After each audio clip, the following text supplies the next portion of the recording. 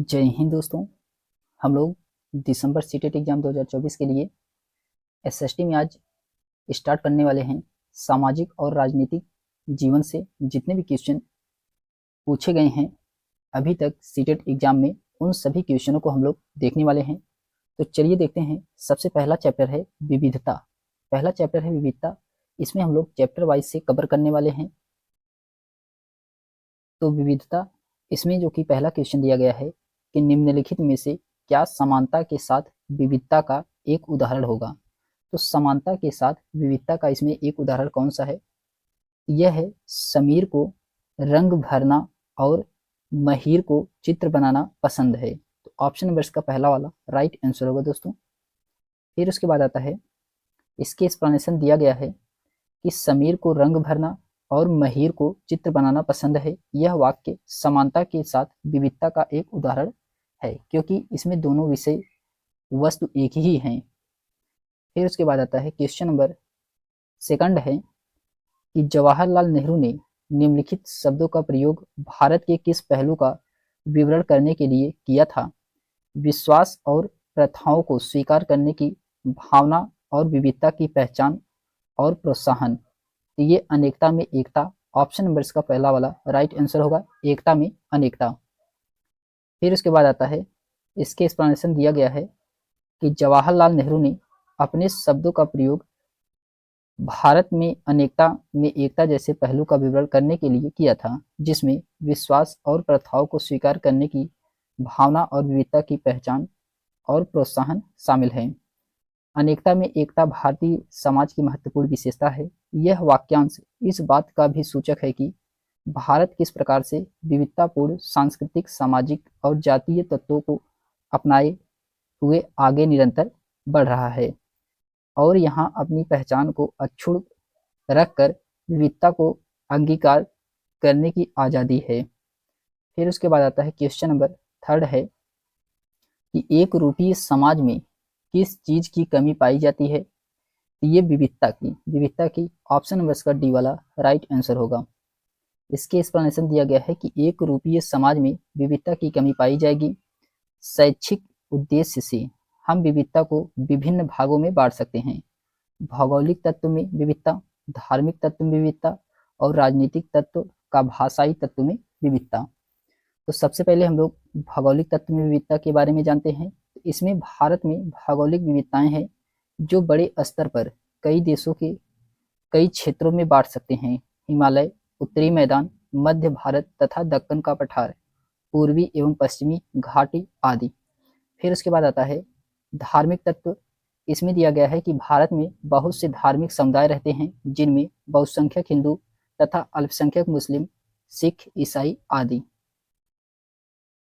फिर इसके बाद आता है क्वेश्चन नंबर 4 है कि निम्नलिखित में से क्या विविधता नहीं बल्कि असमानता का एक उदाहरण है? इसमें आर्थिक स्तर का अंतर। ऑप्शन नंबर इसका सी वाला राइट आंसर होगा। आर्थिक स्तर का अंतर इसका राइट आंसर है। फिर उसके बाद आता है क्वेश्चन नंबर 5 है। इसमें कहा जा रहा है कि निम्नलिखित को भारत की विविधता का हिस्सा माना गया है। तो कौन सी भारत का विविधता का हिस्सा माना गया है और इसमें बताना है कौन सा कथन सही है। तो पहला इसमें है लोगों के विवाह करने के भिन्न भिन्न तरीके हैं, जो कि सही है। झारखंड में लोग एक दूसरे का अभिवादन करने के लिए जौहर का प्रयोग करते थे, जो कि ये भी सही है। सी में कहा जा रहा है कि विभिन्न संस्कृतियां लोगों के जीवन को प्रभावी है, तो ये भी सही है। डी में कहा जा रहा है कि राष्ट्र के चिन्ह यानी कि प्रतीक विविधता को दर्शाते हैं, तो ये भी क्या है, ये भी इसमें सही है। इसमें चारों सही है। तो ऑप्शन नंबर इसका डी वाला राइट आंसर होगा। ए बी सी डी इसमें चारों सही हैं। फिर उसके बाद आता है क्वेश्चन नंबर 6 है कि निम्नलिखित में से कौन सा विविधता को बढ़ावा देता है? तो ये अपनी मातृभाषा में बोलना। ऑप्शन नंबर इसका सी वाला राइट आंसर होगा। व्यक्तियों द्वारा अपनी मातृभाषा में बोलना जो कि विविधता को बढ़ावा देता है, क्योंकि विभिन्न क्षेत्रों की बोलियों की अंतःक्रिया होती है। फिर उसके बाद आता है क्वेश्चन नंबर 7 है। क्वेश्चन नंबर 7 है कि भारत का वर्णन करने के लिए विविधता में एकता मुहावरे का निर्माण किसने किया था? ये जवाहरलाल नेहरू के द्वारा किया गया था। ऑप्शन नंबर इसका डी वाला राइट आंसर होगा, जवाहरलाल नेहरू। फिर उसके बाद आता है इसके एक्सप्लेनेशन दिया गया है कि भारत का वर्णन करने के लिए विविधता में एकता या अनेकता में एकता मुहावरे का निर्माण पंडित जवाहरलाल नेहरू के द्वारा किया गया था। जवाहरलाल नेहरू ने अपनी किताब भारत की खोज में लिखी कि भारतीय एकता कोई बाहर से थोपी हुई चीज नहीं है, बल्कि यह बहुत ही गहरी है। इसके अंदर अलग अलग तरह से विश्वास और प्रथाओं को स्वीकार करने की भावना है, जिसमें विविधता को पहचानना और प्रोत्साहित किया जा सकता है। फिर उसके बाद क्वेश्चन नंबर 8 है कि विविध समाज के संदर्भ में निम्नलिखित कथनों में से कौन सा इसमें सही है। विविध समाज के संदर्भ में इसमें सही दोस्तों, जिसमें भाषा, सांस्कृतिक और धार्मिक में विभिन्नताएं और समानताएं पाई जाती हों। ऑप्शन नंबर इसका सी वाला राइट आंसर होगा। फिर उसके बाद आता है, इसके एक्सप्लेनेशन दिया गया है कि विविध समाज उस समाज को कहा जाता है जिसमें भाषा, सांस्कृतिक और धार्मिक विभिन्नताएं और समानताएं पाई जाती हैं। भारत जैसे बहुलतावादी समाज में भाषा, सांस्कृतिक, धार्मिक रीति रिवाज, खान पान, क्षेत्र संबंधित अनेक विविधताएं तो हैं, किंतु इन विविधताओं के होते हुए भी उनमें समानता नहीं है। सभी का अपना अपना स्थान और महत्व है। इसीलिए शिक्षण की ऐसी व्यवस्था करनी चाहिए ताकि विद्यार्थी अपने विविधतापूर्ण समाज के प्रति संवेदनशील हो सके और उसका सम्मान करें। फिर उसके बाद आता है क्वेश्चन नंबर 9 है कि भारतीय राष्ट्रीय राज्य का वर्णन करने के लिए विविधता में एकता मुहावरा इन राष्ट्रीय नेताओं में से किसने दिया था। ये पंडित जवाहरलाल नेहरू के द्वारा दिया गया था। ऑप्शन नंबर इसका डी वाला राइट आंसर होगा। फिर उसके बाद आता है क्वेश्चन नंबर 10 है कि निम्नलिखित में से क्या विविधता का एक वैध उदाहरण नहीं है। तो विविधता का इसमें क्या एक वैध उदाहरण नहीं है। क्वेश्चन नंबर 10 में यह है कि एक गांव में अलग अलग जाति के लोग हैं जिन्हें पदक्रमित तरीके से देखा जाता है। तो ऑप्शन नंबर इसका बी वाला ये जो कि इसमें सही नहीं है विविधता के संबंध में। फिर उसके बाद आता है क्वेश्चन नंबर 11 है कि निम्नलिखित में से क्या विविधता नहीं बल्कि भेदभाव का एक उदाहरण है। तो आपको बताना है इसमें से क्या विविधता का नहीं बल्कि एक भेदभाव का उदाहरण है। तो इसमें दिया गया है कि एक स्कूल में कुछ बच्चे कुर्सियों पर बैठती हैं और कुछ को जमीन पर बिठाया जाता है। ये जो कि विविधता का नहीं बल्कि भेदभाव का उदाहरण है। ऑप्शन नंबर इसका बी वाला राइट आंसर होगा दोस्तों। फिर क्वेश्चन नंबर 12 है कि संविधान बनाने वाले ने ये उद्घोषणा करते हुए कि भारत के लोगों के लिए किसी भी एक भाषा, धर्म या संस्कृति को मानना बाध्य नहीं होगा, किसी मूल्य को बढ़ावा देने का प्रयास किया जाता है। तो इसमें क्या विविधता को ऑप्शन नंबर इसका सी वाला सही है। फिर उसके बाद आता है इसके एक्सप्लेनेशन दिया गया है कि भारतीय संविधान विकास प्रक्रिया के परिणाम के साथ संविधान सभा द्वारा बनाया गया संविधान था। उस समय भारत में विभिन्न भाषाएं, धर्म, सांस्कृतिक मौजूद थे। इस विविधता से प्रभावित होकर भारतीय संविधान की संरचना की गई। संविधान एक लिखित दस्तावेज होने के साथ किसी देश की लोकतांत्रिक प्रणाली का आधार है। संविधान की विविधता भारत के लिए अति आवश्यक है। फिर उसके बाद आता है क्वेश्चन नंबर 13 है कि विभिन्न समुदायों के लोग विभिन्न प्रकार या तरीके से एक दूसरे का अभिवादन करते हैं। यह चिन्ह है किसका, तो विविधता का। ऑप्शन नंबर इसका सी वाला राइट आंसर होगा। विविधता इसका राइट आंसर है। फिर इसके बाद आता है क्वेश्चन नंबर 14 है कि निम्नलिखित में से कौन सा चलन विविधता की स्वीकार्यता की तरफ से संकेत करता है। ये कौन सा चलन जो कि स्वीकार्यता की तरफ संकेत कर रहा है, यह इसमें आपको बताना है कौन सा इसमें कथन में सही है। तो इसमें दिया गया पहला है कि महिलाओं को सार्वजनिक वाहनों जैसे टैक्सियों, 3 पहियों और बसों को चलाने के लिए प्रोत्साहित करना, जो कि सही है। बी में कहा जा रहा है कि आत्म सहायता गुट बनाना जिसमें केवल महिलाएं हों और वो कुछ समुदाय से हों, ये जो कि गलत है। उसके बाद सी में कहा जा रहा है कि कुछ समुदायों के लोग जो जमीन एक और दूसरी संपत्ति खरीदने की अनुमति देते हैं, तो ये भी क्या है इसमें गलत है। डी में कहा जा रहा है कि त्योहारों को मनाने के लिए एक पार्क उन लोगों के लिए सुरक्षित रखना जो आसपास के इलाकों में रहते हैं, जो कि ये क्या है, ये सही है। तो पहला और डी इसमें सही है, ए और डी सही है। तो इसका राइट आंसर क्या होगा, इसका राइट आंसर होगा ऑप्शन नंबर इसका डी वाला सही है। ए और डी इसमें सही था।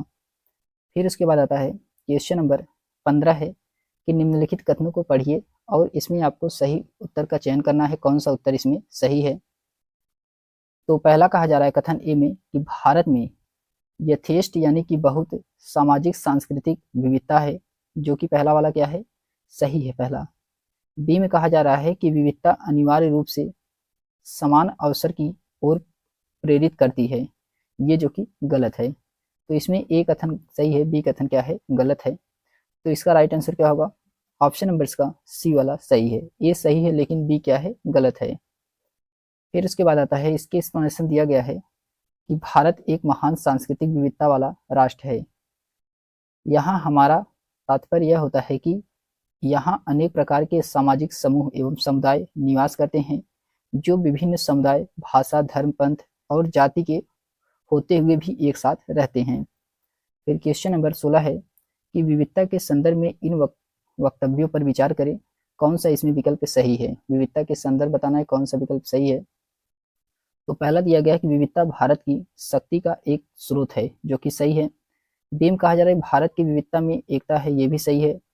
सी में कहा जा रहा है विविधता भेदभाव का स्रोत भी हो सकती है, ये भी इसमें सही है। डी में कहा जा रहा है कि भौगोलिक, ऐतिहासिक और भौगोलिक कारक विविधता लाते हैं, तो ये भी इसमें सही है। ए बी सी डी इसमें चारों सही हैं, तो ऑप्शन नंबर इसका पहला वाला ही राइट आंसर होगा। फिर उसके बाद आता है, इसके एक्सप्लेनेशन दिया गया है कि भारत की विविधता के कई स्तर हैं। विविधता भारत की शक्ति का एक स्रोत है। भारत की विविधता में एकता है। विविधता भेदभाव का स्रोत भी हो सकती है। भौगोलिक, ऐतिहासिक और भौगोलिक कारक विविधता लाते हैं। भाषा क्या है, बोली, पहनावा, सामाजिक रीति रिवाज, पूजा पद्धति, रंग आदि कई चीजें हैं जिसमें विविधता है। फिर इसमें दिया गया है कि इस विविधता में समान सम्मान होना चाहिए और उसका उत्सव मनाया जाना चाहिए। फिर उसके बाद आता है क्वेश्चन नंबर 17 है कि किसी क्षेत्र की विविधता को ऐतिहासिक और भौगोलिक कारक प्रभावित करते हैं। इस कथन के संदर्भ में निम्नलिखित में से कौन सा युग्म असंगत है। आपको बताना इसमें से कौन सा युग्म असंगत है। तो लाहौर और लखनऊ ये जो कि असंगत हैं। ऑप्शन नंबर इसका सी वाला सही है। फिर उसके बाद आता है क्वेश्चन नंबर 18 है कि सांस्कृतिक विविधता के प्रति आदर रखते हुए इनमें से कौन सा कथन उचित है। तो मणिपुर में महिलाएं फैनक पहनती हैं, ये जो कि उचित है। ऑप्शन नंबर इसका बी वाला राइट आंसर होगा। इसके एक्सप्लेनेशन दिया गया है कि मणिपुर में महिलाएं फैनक पहनती हैं सांस्कृतिक विविधता के प्रति आदर रखते हुए, यह कथन उचित है। जबकि मेखलदार सादोर असम की महिलाएं, फैरन कश्मीर की महिलाएं तथा लांगावोनी दक्षिण भारत की महिलाएं पहनती हैं। फिर क्वेश्चन नंबर 19 है कि निम्नलिखित में से कौन से कृत्य जो कि विविधता की स्वीकार्यता को प्रदर्शित करते हैं। इसमें से कौन सा कृत्य है। तो इसमें से पहला है कि भारतीय संविधान की 8वीं सूची में और अधिक भाषाओं को सम्मिलित किया गया है, जो कि ये क्या है, सही है। बी में कहा जा रहा है कि समुदाय विशेष के व्यापारियों द्वारा चलाए जाने वाले शॉपिंग कॉम्प्लेक्सों का निर्माण, ये जो कि गलत है। सी में कहा जा रहा है कि विभिन्न सामाजिक वर्गों के बच्चों को स्कूल में दाखिला देना, ये भी इसमें सही है। तो ए और सी इसमें सही है, बी गलत है। तो ऑप्शन नंबर इसका सी वाला राइट आंसर होगा। ए और सी इसमें क्या है, सही है। फिर उसके बाद आता है क्वेश्चन नंबर 20 है कि अगर एक स्कूल त्योहार मनाता है तो निम्नलिखित में से कौन सी परिस्थिति विविधता के जश्न की दर्शाती है।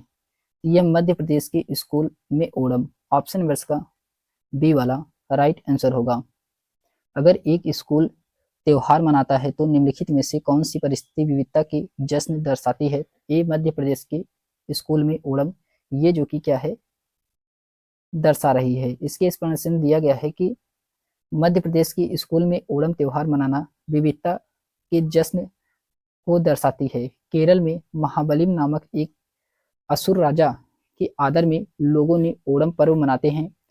कुछ लोग इसे फसल और उपज के लिए भी मनाते हैं। भारत की विविधता सभ्यताओं का देश है, जहाँ सांस्कृतिक परंपरा, धर्म और भाषा से अलग होने के बावजूद भी लोग एक दूसरे का सम्मान करते हैं। पोंगल तमिलनाडु राज्य का एक प्रमुख त्योहार है। पोंगल तमिल में अर्थ उफान या विप्लव होता है। यह त्योहार मकर संक्रांति से शुरू होकर 4 दिन तक चलता रहता है। फिर उसके बाद आता है क्वेश्चन नंबर 21 है कि निम्नलिखित में से कौन से कारक क्षेत्र की विविधता पर असर या प्रभाव डालते हैं, तो इसमें से कौन सा कारक है? तो इसमें दिया गया है, पहला है कि विभिन्न खान-पान और कपड़े की आदतें, जो कि पहला वाला क्या है? सही है। बी में कहा जा रहा है कि समान धर्मों का पालन, ये जो कि क्या है? ये गलत है। सी में कहा जा रहा है लोगों द्वारा अलग-अलग तरह के भौगोलिक स्थितियों में सामंजस्य बैठाना, ये क्या है? ये भी इसमें सही है। ए और सी इसमें सही है। तो इसका राइट आंसर क्या होगा? ऑप्शन नंबर इसका डी वाला सही है। ए और सी इसमें क्या है? सही है। फिर उसके बाद आता है चैप्टर नंबर सेकंड है, चैप्टर नंबर सेकंड है सरकार। तो सरकार से जितने भी क्वेश्चन अभी तक सीटेट में पूछे गए हैं, उन सभी क्वेश्चनों को हम लोग देखने वाले हैं। तो सरकार में पहला क्वेश्चन है इसमें कि विपक्ष किस प्रकार सरकार की जवाबदेही को सुनिश्चित करता है? यह होता है सरकार की नीतियों व कार्यक्रमों की रचनात्मक आलोचना करना। आलोचना के द्वारा, ऑप्शन नंबर इसका पहला वाला ही राइट आंसर होगा दोस्तों। इसके एक्सप्लेनेशन दिया गया है कि विपक्ष सरकार की नीतियों व कार्यक्रमों की रचनात्मक आलोचना द्वारा सरकार की जवाबदेही को सुनिश्चित करता है। विपक्ष लोकतंत्र के वास्तविक सार के संरक्षण और लोगों की आकांक्षाओं व उपेक्षाओं को सटीक प्रकट करके और एक महत्वपूर्ण भिन्नता निभाता है। वर्तमान में विपक्ष की विशेष भूमिका रही है मुख्य निर्वाचन आयुक्त एवं अन्य निर्वाचन आयुक्त के लिए। फिर उसके बाद आता है क्वेश्चन नंबर सेकंड है कि सरकार के तीनों अंग भिन्न भिन्न अधिकारों का पालन करते हैं, यह कहलाता क्या है? तो शक्तियों का बंटवारा। ऑप्शन नंबर इसका सी वाला सही है, शक्तियों का बंटवारा कहलाता है। फिर उसके बाद आता है क्वेश्चन नंबर थर्ड है कि भारतीय राज्य की सरकार किस प्रकार की है? ये लोकतांत्रिक सरकार है। ऑप्शन नंबर इसका बी वाला सही है। कैसी सरकार है? तो लोकतांत्रिक सरकार है। भारतीय राज्य की सरकार लोकतांत्रिक प्रकार की सरकार है। फिर क्वेश्चन नंबर 4 है कि गठबंधन सरकार से अभिप्राय है। तो गठबंधन सरकार से अभिप्राय क्या है? तो ये चुनाव के बाद किसी भी दल को स्पष्ट बहुमत न मिलने की स्थिति में दो या दो से अधिक राजनीतिक दलों के बीच सत्ता की साझेदारी। ऑप्शन नंबर इसका पहला वाला ही राइट आंसर होगा। फिर उसके बाद आता है क्वेश्चन नंबर 5 है कि ऐसी राजनीतिक व्यवस्था जिसमें एक से ज्यादा स्तर की सरकार हो उसे कहा जाता है? तो संघवाद कहा जाता है। संघवाद कहा जाता है। ऑप्शन नंबर इसका बी वाला राइट आंसर होगा। फिर उसके बाद आता है, इसके एक्सप्लेनेशन दिया गया है, ऐसी राजनीतिक व्यवस्था जिसमें एक से ज्यादा स्तर की सरकार हो उसे संघवाद कहा जाता है। संघवाद एक संस्थागत प्रणाली है जिसमें एक प्रांतीय स्तर की सरकारें और दूसरी केंद्रीय स्तर की सरकारें एक साथ ही देश में अपने अपने अधिकारों के अनुरूप शासन करती हैं। सरकारों की ऐसी व्यवस्था को संघवाद कहते हैं। फिर उसके बाद इसमें दिया गया है कि संघवाद की प्रमुख विशेषताएं हैं, कौन कौन सी हैं? यहाँ सरकार दो या दो से अधिक स्तरों वाली होती है। दूसरे में कहा जा रहा है कि विभिन्न स्तरों की सरकार के अधिकार क्षेत्र संविधान में स्पष्ट रूप से वर्णित होता है, इसीलिए संविधान सरकार के हर स्तर अस्तित्व और प्राधिकार की गारंटी व सुरक्षा देता है। फिर उसके बाद आता है क्वेश्चन नंबर 6 है कि सरकार के कार्यपालिका अंग से अभिप्राय क्या होता है? तो लोगों का समूह जो कानून को लागू करने और शासन चलाने के लिए उत्तरदायी है। ऑप्शन नंबर इसका पहला वाला ही राइट आंसर होगा। फिर उसके बाद आता है, इसके एक्सप्लेनेशन दिया गया है कि सरकार मुख्य रूप से 3 अंग होते हैं, विधायिका, कार्यपालिका तथा न्यायपालिका। विधायिका ऐसे लोगों का समूह है जो नियम व कानून का निर्माण करती है, उसे विधायिका कहते हैं। और कार्यपालिका ऐसे लोगों का समूह होता है जो विधायिका द्वारा बनाए गए कानून को लागू करता है, उसे कार्यपालिका कहते हैं तथा शासन चलाने के लिए उत्तरदायी होती है। जबकि न्यायपालिका क्या होता है? जबकि इसमें न्यायपालिका क्या होता है? विधायिका तथा कार्यपालिका पर उन्मुक्त नियंत्रण स्थापित करती है, इसमें उपयुक्त नियंत्रण स्थापित करती है। फिर क्वेश्चन नंबर 7 है कि एक संगठन या अभिकरण है जिसके द्वारा कोई राजनीतिक इकाई अपने प्राधिकरण का प्रयोग करती है और नागरिकों के कार्यों पर नियंत्रण रखती है। ये क्या है? ये सरकार है। सरकार है। ऑप्शन नंबर इसका सी वाला सही है। फिर उसके बाद आता है क्वेश्चन नंबर 8 है, इसमें कहा जा रहा है कि निम्नलिखित कथनों ए और बी को पढ़िए और उपयुक्त विकल्प का इसमें चुनाव करना है, कौन सा विकल्प इसमें सही है। तो इसमें पहला विकल्प दिया गया है, कथन ए दिया गया है। इसमें कथन ए में कहा जा रहा है कि पद, राज्य और सरकार का अंतर बदल नहीं किया जा सकता, जो कि ये क्या है, पहला वाला इसका कथन क्या है, पहला वाला इसका कथन सही है, पहला वाला इसका कथन सही है। बी में कहा जा रहा है कि सरकार कानूनों के प्रबंधन और उन्हें लागू करने के लिए उत्तरदायी है, जबकि राज्य एक ऐसी राजनीतिक संस्था है जो उन प्रभुत्व संपन्न लोगों का प्रतिनिधित्व करता है जिन्होंने एक निश्चित क्षेत्र पर अधिकार कर रखा है। तो ये भी क्या है, ये भी इसमें सही है, ए भी सही है और बी भी सही है, दोनों इसमें सही है। ऑप्शन नंबर इसका पहला वाला राइट आंसर होगा, ए बी इसमें दोनों सही हैं। फिर क्वेश्चन नंबर 9 है कि भारत में सरकार काम करती है, पर इसमें कौन सा विकल्प सही है। तो भारत में सरकार काम करती है, आपको इसमें बताना कौन सा विकल्प सही है। तो वर्ल्ड स्तर जो कि गलत है, राज्य स्तर पर और राष्ट्रीय स्तर पर, क्षेत्रीय स्तर पर ये गलत है, राज्य और राष्ट्रीय स्तर पर कार्य करती है। तो ऑप्शन नंबर इसका बी वाला सही है, बी सी इसमें राइट आंसर होगा। फिर उसके बाद आता है क्वेश्चन नंबर 10 है कि निम्नलिखित में से किन सेवाओं को सार्वजनिक सेवाओं में सम्मिलित किया जा सकता है। सार्वजनिक सेवाओं में सम्मिलित किया जा सकता है, आपको इसमें बताना है कौन सा सही है। तो पुलिस सेवाएं जो कि सही है, न्यायिक सेवाएं ये भी सही है, शैक्षिक सेवाएं ये भी सही है, निर्माण सेवाएं ये जो कि इसमें नहीं होगा। तो ए बी सी इसमें सही है, जबकि डी इसमें क्या है, गलत है। तो इसका राइट आंसर क्या होगा, A B C, option number इसका डी वाला राइट आंसर है। फिर इसके बाद आता है क्वेश्चन नंबर 11 है कि शक्तियों के बंटवारे का सिद्धांत का अर्थ है। सही विकल्प का इसमें चयन करना है, कौन सा इसमें सही है। तो इसमें पहला दिया गया है कि सरकार के एक अंग को दूसरे अंग के काम का उत्तरदायित्व भार अपने ऊपर नहीं लेना चाहिए, जो कि सही है। सरकार के एक अंग को दूसरे अंग के काम में हस्तक्षेप नहीं करना चाहिए, तो ये भी क्या है, ये भी इसमें सही है। इसमें दोनों सही हैं, ऑप्शन नंबर इसका सी वाला राइट आंसर होगा। फिर इसके बाद आता है 12 है क्वेश्चन नंबर, भारत में सरकार के कितने स्तर मौजूद हैं। तो 3 स्तर हैं, ऑप्शन नंबर इसका सी वाला सही है, 3 स्तर मौजूद हैं। फिर इसके बाद आता है, इसके एक्सप्लेनेशन दिया गया है कि भारत में सरकार के 3 स्तर मौजूद हैं। सरकार कुछ निश्चित व्यक्तियों का समूह होती है जो राष्ट्र तथा राज्य में निश्चित काल के लिए निश्चित पद्धति सरकार द्वारा शासन करता है। सरकार के प्रायः 3 अंग होते हैं, व्यवस्थापिका, कार्यपालिका, न्यायपालिका, विधायिका कानून का निर्माण करती है। कार्यपालिका विधायिका द्वारा बनाए गए कानून को लागू करती है और न्यायपालिका इन दोनों की समीक्षा करती है। फिर उसके बाद आता है क्वेश्चन नंबर 13 है कि निम्नलिखित में से सुमेलित कीजिए। इसमें आपको बताना है, सरकार के स्तर दिए गए हैं और निर्णय के प्रकार दिया गया है, आपको बताना है इसमें से कौन सा सही है। तो सरकार के स्तर में केंद्र सरकार, ये जो कि 2000 रुपए का नया नोट जारी करने का निर्णय, ये केंद्र सरकार के अंतर्गत आता है, दूसरा सही है। राज्य सरकार के अंतर्गत आता है क्षेत्रीय परिवहन कार्यालय बनाने का निर्णय, ये जो कि राज्य सरकार के अंतर्गत आता है। स्थानीय सरकार के अंतर्गत आता है रत्नागिरी में एक हिस्से को खोलने का निर्णय लेना, ये भी इसमें पहला सही है। तो इसका राइट आंसर क्या होगा, ए का इसमें दूसरा सही है, बी का तीसरा और सी का इसमें पहला सही है। तो इसका राइट आंसर होगा ऑप्शन नंबर का सी वाला सही है, इसमें पहला सही होगा। फिर उसके बाद आता है क्वेश्चन नंबर 14 है कि निम्नलिखित में से कौन सा वाक्य सही है। इसमें बताना है कौन सा वाक्य सही है क्वेश्चन नंबर 14 में। तो इसमें दिया गया है, पहला है कि सरकार राज्य का एक अंग होती है, जो कि सही है, पहला वाला ही इसका राइट आंसर होगा, सरकार राज्य का एक अंग होती है, यही इसका राइट आंसर है।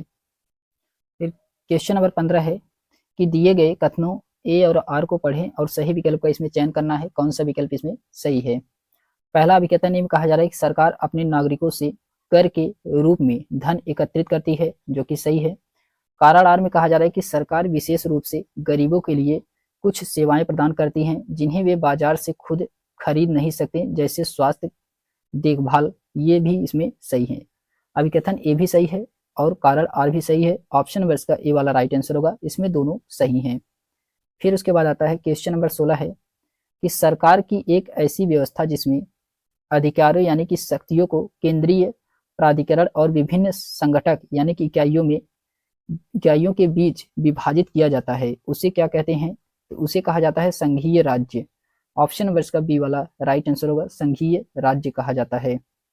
फिर उसके बाद आता है क्वेश्चन नंबर 17 है कि निम्नलिखित ए और बी पर विचार कीजिए, आपको इसमें बताना है कौन सा कथन सही है। तो इसमें दिया गया है, पहला है कि सरकार के 2 या 2 से अधिक स्तर होते हैं, जो कि सही है। कानून, कराधान और प्रशासन के मामले में प्रत्येक स्तर का अपना अधिकार क्षेत्र होता है, तो ये भी क्या है इसमें, ये भी इसमें सही है, दोनों इसमें सही हैं। तो इसका राइट आंसर क्या होगा, ऑप्शन नंबर इसका बी वाला सही है, ए और बी दोनों क्या हैं, सही हैं। फिर उसके बाद आता है क्वेश्चन नंबर 18 है कि भारत द्वारा निम्नलिखित में से कौन सी सरकार की व्यवस्था को चुना गया है। तो कौन सी सरकार की व्यवस्था को चुना गया है, तो सांसदीय एवं संघीय, ऑप्शन नंबर इसका बी वाला राइट आंसर होगा, सांसदीय एवं संघीय व्यवस्था। इसके एक्सप्लेनेशन दिया गया है कि भारत द्वारा सांसदीय और संघीय सरकार की व्यवस्था को चुना गया है। भारत की सांसदीय प्रणाली को ब्रिटेन से लिया गया है। संयुक्त राज्य अमेरिका को आधुनिक संघवाद का जनक माना जाता है। सांसदीय व्यवस्था में व्यवस्थापिका एवं कार्यपालिका सामंजस्य बनाकर एक साथ कार्य करते हैं, जबकि संघीय व्यवस्था में इनके कार्य पृथक होते हैं। अध्यक्षीय शासन प्रणाली में सरकार का प्रमुख और राष्ट्र का प्रमुख एक ही व्यक्ति होता है। यह व्यवस्था प्रावधान अमेरिका में है। फिर उसके बाद आता है चैप्टर नंबर 3 है कि स्थानीय सरकार। चैप्टर नंबर 3 में स्थानीय सरकार के बारे में बताया गया है। तो चलिए देखते हैं इससे क्वेश्चन कितने पूछे गए हैं, उन सभी क्वेश्चनों को हम लोग देखते हैं। स्थानीय सरकार में दिया गया है, इसमें पहला क्वेश्चन है कि मूलभूत अधिकारों के बारे में सीखने वाले उच्च प्राथमिक विद्यार्थी के लिए निम्न में से कौन सी न्यूनतम अर्थपूर्ण अधिगम प्रक्रिया होगी। इसमें कौन सा होगा, तो इसमें होगा दोस्तों सभी अधिकारों को स्मरण करने एवं उनको रचनात्मक आकलन के माध्यम से अनुसरण करने को प्रोत्साहित करना। तो ऑप्शन नंबर इसका डी वाला यही इसका राइट आंसर होगा। फिर उसके बाद आता है सेकंड है क्वेश्चन नंबर कि बाजारों और उनकी कार्य विविधताओं की संकल्पना को सुदृढ़ करने के लिए एक शिक्षक के पास उसकी इकाई योजना यानी कि यूनिट प्लान में 3 विषय हैं। तो इसमें कौन सा शिक्षण का अनुक्रम अति उपयुक्त है, तो इसमें बताना है कौन सा शिक्षण का, तो इसका राइट आंसर क्या होगा। इसमें सबसे पहले क्या होगा, तो सबसे पहले इसमें मोहल्ले के बाजार ये पहले स्थान पे आएगा। फिर दूसरे स्थान पे आएगा बाजारों की श्रृंखला, ये दूसरे स्थान पे आएगा। तीसरे स्थान बाजार और मूल्य वृद्धि वैल्यू एडिशन, ये तीसरे स्थान पे आएगा। तो इसका राइट आंसर होगा B C A. B C A option number इसका बी वाला राइट आंसर होगा, बी सी ए इसका राइट आंसर है। फिर उसके बाद आता है क्वेश्चन नंबर 3 है कि सरकार की कार्य विधि के संदर्भ में निम्नलिखित सुमेलित कीजिए। आपको इसमें कॉलम एक्स और कॉलम वाई दिया गया है, आपको इसमें सुमेलित करना है कौन सा कॉलम इसमें सही है। तो इसमें दिया गया है सबसे पहले कि स्थानीय सरकार, स्थानीय सरकार ये जो कि क्या है चराई क्षेत्र बनाने संबंधित निर्णय, तो ए का इसमें पहला सही है। राज्य सरकार, राज्य सरकार के अंतर्गत क्या आता है, तो राज्य सरकार के अंतर्गत आता है मध्य प्रदेश का एक ग्राम प्रशासनिक अधिकारी को बोनस देने का निर्णय, दूसरा सही है। और संघवाद सरकार के अंतर्गत नई मुद्रा जारी करने का निर्णय, ये तीसरा इसका सही है। तो ए का इसमें पहला है, बी का दूसरा है, सी का इसमें तीसरा सही है। तो ऑप्शन नंबर इसका ए वाला राइट आंसर होगा, ऑप्शन नंबर इसका पहला वाला सही है। फिर उसके बाद आता है क्वेश्चन नंबर 4 है कि गांव में जमीन या भूमि को मापने की और उसका रिकॉर्ड रखने का उत्तरदायित्व तो कौन होता है। तो इसका उत्तरदायित्व तो कौन है, तो इसका उत्तरदायित्व होता है पटवारी या ग्रामीण प्रशासनिक अधिकारी। ऑप्शन नंबर इसका सी वाला यही इसका राइट आंसर होगा। इसमें दिया गया है कि पटवारी या लेखपाल राजस्व विभाग में ग्राम स्तर का अधिकारी होता है। इन्हें विभिन्न स्थानों पर अन्य नामों से भी जाना जाता है, जैसे इन्हें करनाम अधिकारी कहते हैं, सनवे गरु, उत्तर प्रदेश में इनको लेखपाल के नाम से जाना जाता है। यह भारतीय उपमहाद्वीप के ग्रामीण क्षेत्रों में सरकार का प्रशासनिक पद होता है और यह अपने हलके के भूमि संबंधित विवाद या भूमि को नापने और उसका रिकॉर्ड रखने का उत्तरदायित्व होता है। फिर उसके बाद आता है इसमें दिया गया है कि विकास खंड स्तर की पंचायत को कहते हैं, ये जनपद पंचायत कहा जाता है। ऑप्शन नंबर इसका पहला वाला सही है। इसके एक्सप्लेनेशन दिया गया है कि विकास खंड स्तर की पंचायत को जनपद पंचायत कहते हैं। जनपद पंचायत का अर्थ तालुका स्तर पर स्थानीय स्वशासी निकाय यानी कि कराधान उद्देश्यों के लिए एक प्रशासनिक जिला जिसमें आमतौर पर कई गांव शामिल होते हैं। जनपद पंचायत संगठन के कार्य भी विभिन्न होते हैं। यह एक ब्लॉक में पंचायतों के सभी गतिविधियों का समन्वय करता है। यह समिति कई विकास कार्यक्रमों को बढ़ावा देता है। फिर उसके बाद आता है क्वेश्चन नंबर 6 है कि पटवारी या लेखपाल द्वारा किए गए कार्यों के विषय में फर्स्ट और सेकंड को कथन, इसमें 2 कथन दिए गए हैं, उन पर विचार करें और निम्न में से सही उत्तर का इसमें चयन करना है, कौन सा इसमें सही है। तो इसमें दिया गया है, पहला है कि पटवारी एक गांव अथवा गांव के समूह की भूमि को अघात लेखा जोखा कर रखता है, जो कि सही है। पटवारी अपने अधिकार क्षेत्र में लगाई गई फसलों के बारे में सरकार को सूचना देने के लिए उत्तरदायी होता है, ये भी क्या है, सही है। इसमें दोनों सही हैं, तो ऑप्शन नंबर इसका डी वाला राइट आंसर होगा। पहला दूसरा इसमें दोनों सही हैं। फिर उसके बाद आता है क्वेश्चन नंबर 7 है कि ग्राम सभा के बारे में निम्नलिखित में से कौन से कथन इसमें सही है। तो ग्राम सभा के बारे में बताना है, इसमें से कौन सा सही है। तो ग्राम सभा का सचिव ग्राम सभा और ग्राम पंचायत की बैठक बुलाने तथा कार्यवाही का आलेखन करने के लिए उत्तरदायी होता है, जो कि ऑप्शन नंबर इसका डी वाला यही इसका राइट आंसर होगा। इसके एक्सप्लेनेशन दिया गया है कि ग्राम सभा शासन की सबसे निचली संस्था है। ग्राम सभा का सचिव ग्राम सभा तथा ग्राम पंचायत की बैठक बुलाने तथा कार्यवाही का आलेख रखने के लिए उत्तरदायी होता है। अन्य सभी कथन असत्य हैं। इसमें क्वेश्चन नंबर 8 है कि निम्नलिखित में से कौन सा एक ग्राम पंचायत का कार्य नहीं है। तो ग्राम पंचायत का इसमें बताना है कौन सा एक कार्य नहीं है। तो इसमें दिया गया है गांव में लोगों को रोजगार देने से संबंधित सरकारी योजनाएं लागू करना, ये जो कि सही है। फिर उसके बाद इसमें ग्राम पंचायत अपने पंचायत सचिव को चुनती है, जो कि ये इसका राइट आंसर यही होगा। ग्राम पंचायत अपने सचिव को नहीं चुनती है, जबकि इसकी नियुक्ति राज्य सरकार के द्वारा किया जाता है। फिर उसके बाद आता है क्वेश्चन नंबर 9 है कि जनपद पंचायत के अंतर्गत ये कई ग्राम पंचायतें होती हैं। ऑप्शन नंबर इसका बी वाला राइट आंसर होगा। फिर उसके बाद आता है क्वेश्चन नंबर 10 है कि भारत में ग्राम पंचायत कितने वर्षों के कार्यकाल के लिए चुना जाता है। तो ये 5 वर्ष के लिए चुना जाता है। ऑप्शन नंबर इसका सी वाला राइट आंसर होगा। फिर उसके बाद आता है क्वेश्चन नंबर 11 है कि निम्नलिखित में से कौन ग्रामीण प्रशासनिक अधिकारी नहीं है। तो नगर निगम वार्ड काउंसलर, ये ऑप्शन नंबर इसका पहला वाला, ये जो कि ग्रामीण प्रशासनिक अधिकारी नहीं है। नगर निगम वार्ड काउंसलर, इसमें दिया गया है कि नगर निगम वार्ड काउंसलर ग्रामीण प्रशासनिक अधिकारी नहीं होता है, बल्कि इसका चुनाव किया जाता है। यह नगर निगम वार्ड काउंसलर का मुख्य कार्य शहर के स्थानीय समस्याओं से शहर के प्रशासनिक अधिकारी को अवगत कराना और कार्य कराना होता है, जबकि भूमि रिकॉर्ड अधिकारी, लेखपाल, पटवारी ये सभी ग्रामीण प्रशासनिक अधिकारी होते हैं, जिनका चुनाव नहीं बल्कि ये राज्य सरकार के द्वारा नियुक्त या चयन किए जाते हैं।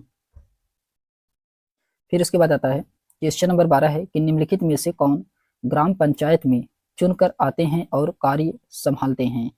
तो कौन आते हैं, तो इसमें सरपंच आते हैं और वार्ड के सदस्य आते हैं। तो ए और बी, जबकि सचिव इसमें नहीं आते हैं, ग्राम सभा के सदस्य भी इसमें नहीं आते हैं। तो इसका राइट आंसर होगा ए और बी इसमें सही हैं। ए और बी सही हैं। ऑप्शन नंबर इसका डी वाला राइट आंसर होगा। ए और बी इसमें क्या है, सही हैं। फिर उसके बाद आता है क्वेश्चन नंबर 13 है कि निम्नलिखित कार्यों में से पटवारी या लेखपाल का उत्तरदायित्व कौन सा है। तो आपको बताना है इसमें से कौन सा उत्तरदायित्व है। इसमें दिया गया है कि भूमि मापन और लोक लेखा को सुरक्षित रखना। ऑप्शन नंबर इसका सी वाला राइट आंसर होगा। भूमि मापन और आलेखों को सुरक्षित रखना। फिर उसके बाद आता है क्वेश्चन नंबर 14 है कि निम्नलिखित में से कौन सा कथन स्थानीय शहरी प्रशासन के कार्य के संदर्भ में सही है। तो स्थानीय प्रशासन के कार्य के संदर्भ में आपको इसमें बताना है कौन सा कथन सही है। इसमें शासन के मामले के हल के लिए वार्ड परिषदों की समितियां बनती हैं, जो कि ऑप्शन नंबर इसका बी वाला यही इसका राइट आंसर होगा।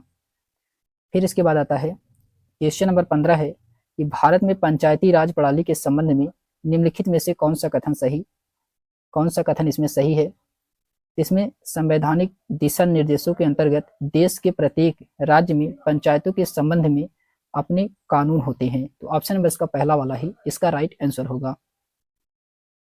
क्वेश्चन नंबर 16 है कि पटवारियों यानी कि लेखपालों के कार्य की देखभाल निम्नलिखित में से कौन करता है?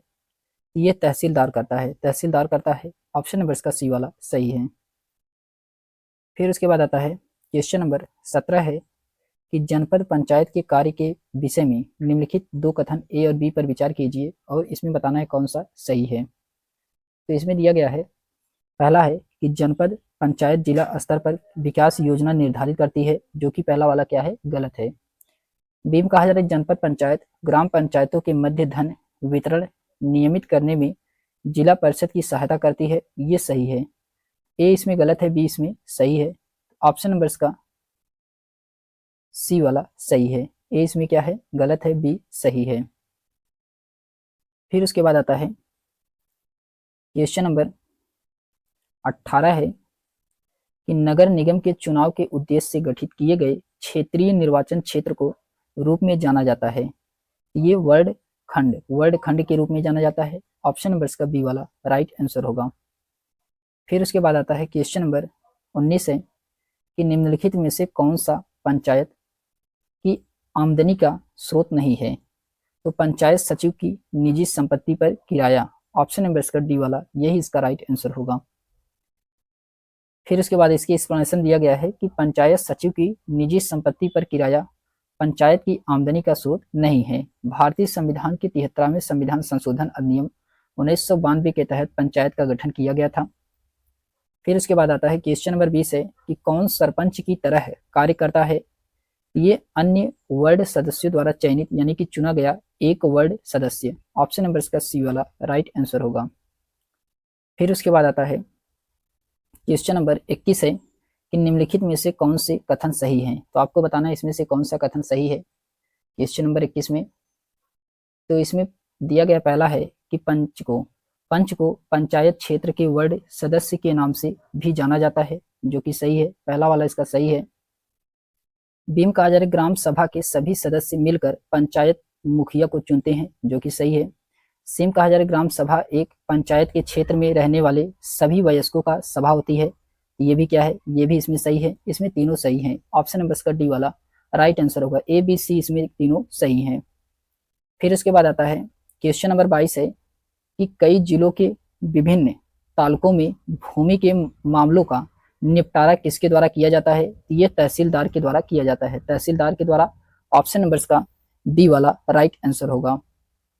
फिर उसके बाद आता है क्वेश्चन नंबर 23 है कि नगर निगम में चुने गए सदस्यों को कहते हैं, तो ये पार्षद कहा जाता है, पार्षद कहा जाता है, ऑप्शन नंबर इसका डी वाला राइट आंसर होगा, पार्षद इसे कहा जाता है।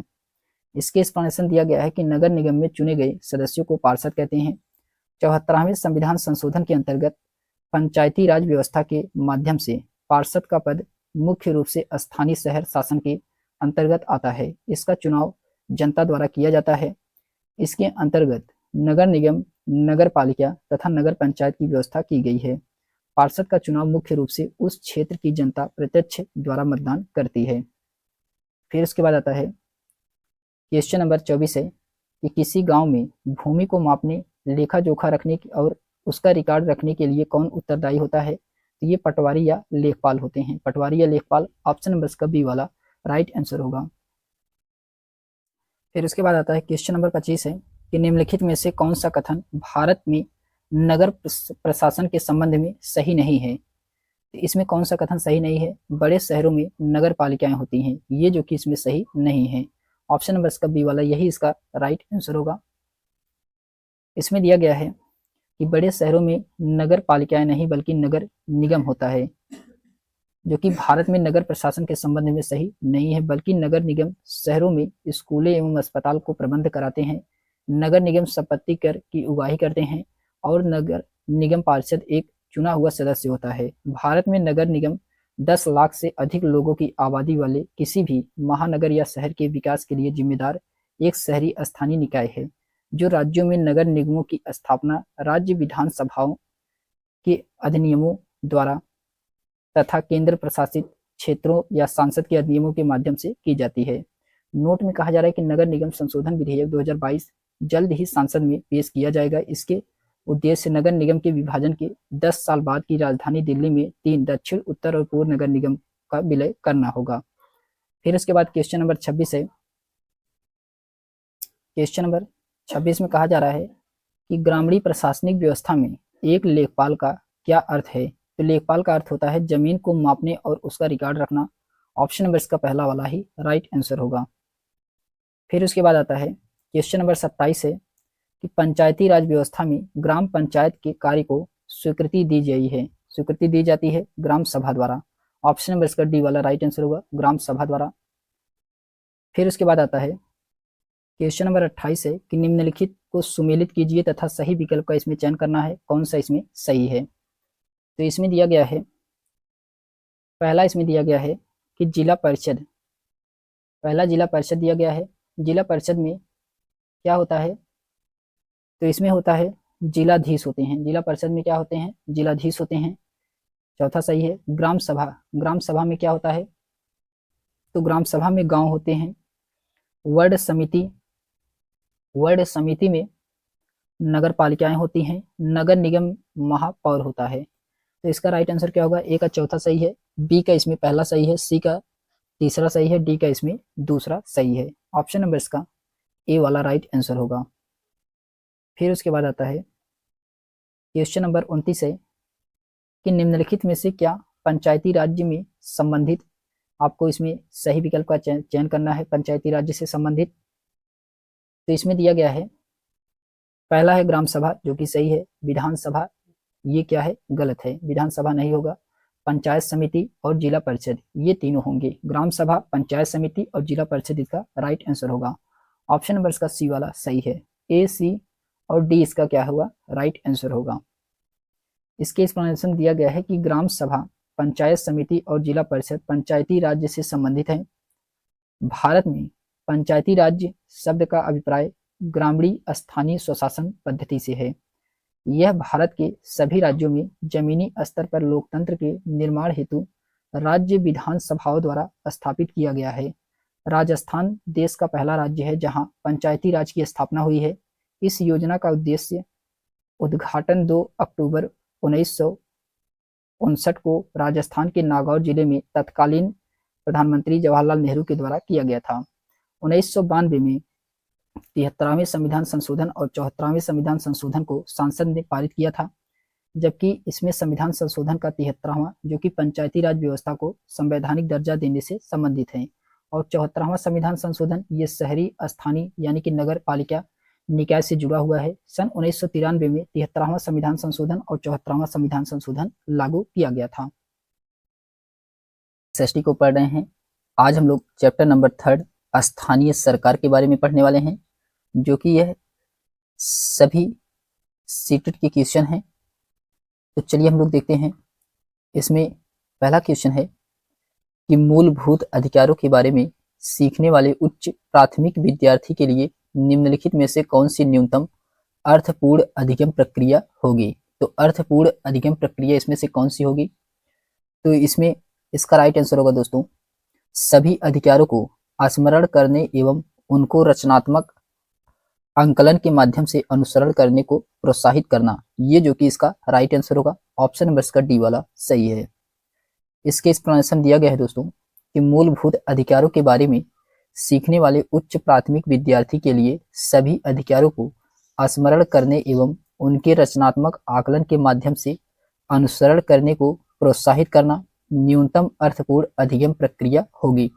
सचित्र उदाहरणों का प्रयोग अभिव्यक्ति की स्वतंत्रता अथवा कोई अन्य अधिकारों को देखने के विभिन्न तरीकों को प्रोत्साहित करना और नवीन ज्ञान एवं सरोकारों को पहले से मौजूद ज्ञान से जोड़ना, जो कि मूलभूत अधिकारों के बारे में सीखने वाले उच्च प्राथमिक विद्यार्थी के लिए अधिकतम अर्थपूर्ण अधिगम प्रक्रिया होगी।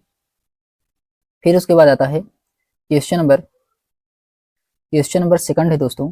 इसमें कहा जा रहा है कि बाजारों और उनकी कार्य विधियों की संकल्पना को सुदृढ़ करने के लिए एक शिक्षण के पास उसकी इकाई योजना यूनिट प्लान में 3 विषय हैं। आपको इसमें कौन सा शिक्षण का अनुक्रम अति उपयुक्त है, आपको ये बताना है कौन सा शिक्षण का इसमें अति उपयुक्त है। तो इसमें दिया गया है दोस्तों बाजार और मूल्य वृद्धि, वैल्यू एडिशन, जो कि ये क्या है, ये गलत है।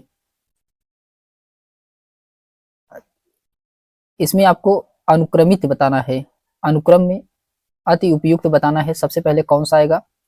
तो सबसे पहले इसमें आएगा दोस्तों मोहल्ले के बाजार, ये सबसे पहले आएगा। मोहल्ले के बाजार ये पहले स्थान पे आएगा। दूसरे स्थान पे आएगा बाजारों की श्रृंखला, ये दूसरे स्थान पे आएगा। और तीसरे स्थान पे आएगा बाजार और मूल्य वृद्धि, वैल्यू एडिशन, ये तीसरे स्थान पे आएगा। तो इसका राइट आंसर होगा BCA, BCA इसका राइट आंसर होगा। तो ऑप्शन नंबर इसका बी वाला राइट आंसर होगा, BCA इसका राइट आंसर होगा दोस्तों।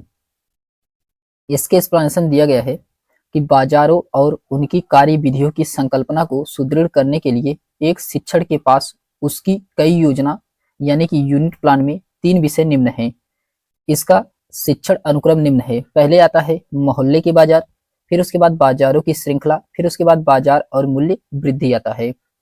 फिर उसके बाद आता है क्वेश्चन नंबर 3 है कि सरकार की कार्य विधि के संदर्भ में निम्नलिखित सुमेलित कीजिए और उपयुक्त विकल्प का इसमें चयन करना है।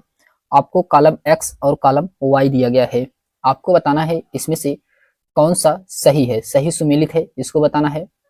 तो इसमें दिया गया है दोस्तों स्थानीय सरकार, स्थानीय सरकार जो कि ये क्या है, चराई क्षेत्र बनाने संबंधित निर्णय।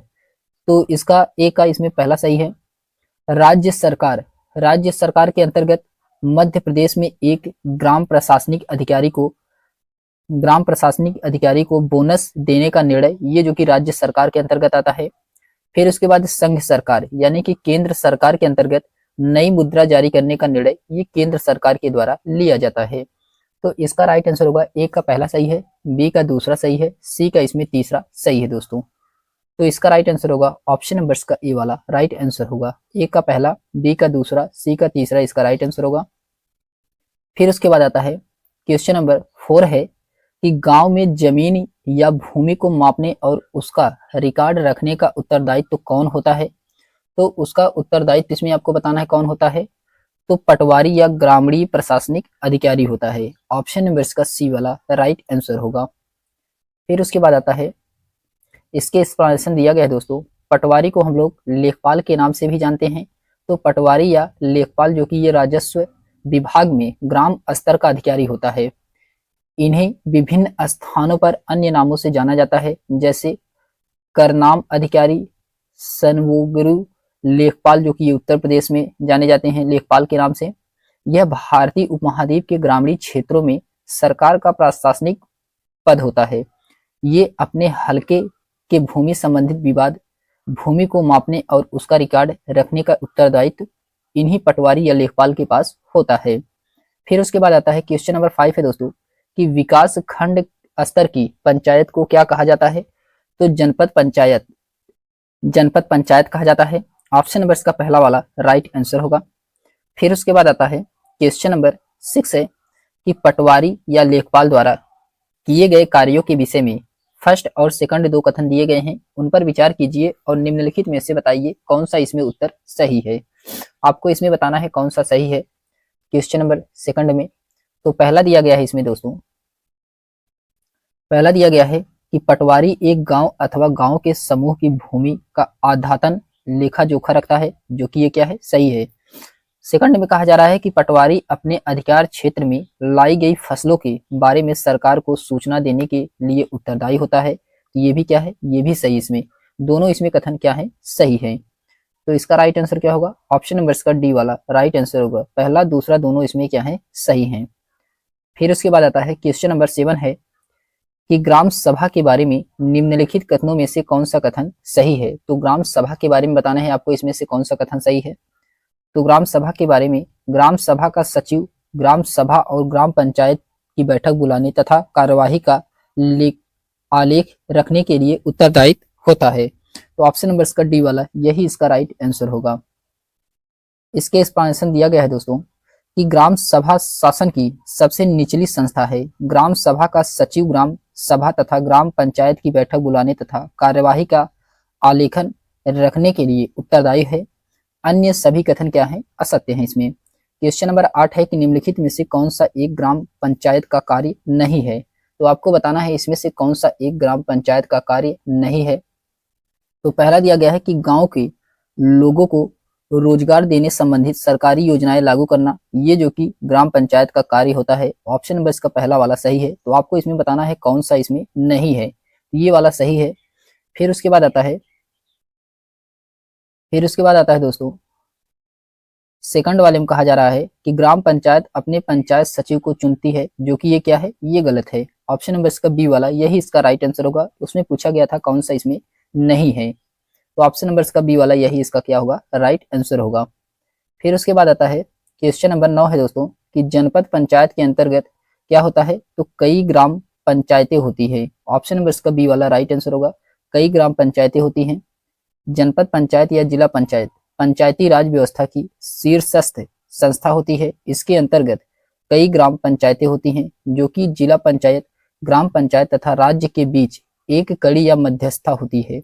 इसके अंतर्गत कई ग्राम पंचायतें होती है। इसके अंतर्गत त्रिस्तरीय संस्थाओं का गठन किया जाता है, जो निम्नवत हैं: ग्राम पंचायत, खंड या ब्लॉक पंचायत और जिला पंचायत है। फिर उसके बाद आता है क्वेश्चन नंबर 10 है दोस्तों कि भारत में ग्राम पंचायत कितने वर्षों के कार्यकाल के लिए चुना जाता है, तो ये 5 वर्ष के लिए चुना जाता है। ऑप्शन नंबर इसका सी वाला राइट आंसर होगा, 5 वर्ष के लिए इसको चुना जाता है। फिर उसके बाद आता है कि इसके एक्सप्लेनेशन दिया गया है कि भारत में ग्राम पंचायत 5 वर्ष के कार्यकाल के लिए चुना जाता है। एक ग्राम पंचायत इकाई वार्डों या छोटे क्षेत्रों में बटी हुई होती है। प्रत्येक वार्ड अपना एक प्रतिनिधित्व चुनता है, जो वार्ड पंच के नाम से जाना जाता है।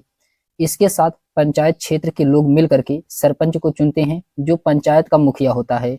वार्ड पंच और सरपंच मिल करके ग्राम पंचायत का गठन 5 साल के लिए करते हैं। फिर उसके बाद आता है दोस्तों क्वेश्चन नंबर 11 है कि निम्नलिखित में से कौन ग्रामीण प्रशासनिक अधिकारी नहीं है, तो ग्रामीण प्रशासनिक अधिकारी इसमें से कौन सा नहीं है, तो नगर निगम बोर्ड काउंसलर, ये जो कि ग्रामीण प्रशासनिक अधिकारी नहीं होता है। इसके एक्सप्लेनेशन दिया गया है कि नगर निगम वार्ड काउंसलर ग्रामीण प्रशासनिक अधिकारी नहीं होता है, बल्कि इसका चुनाव किया जाता है।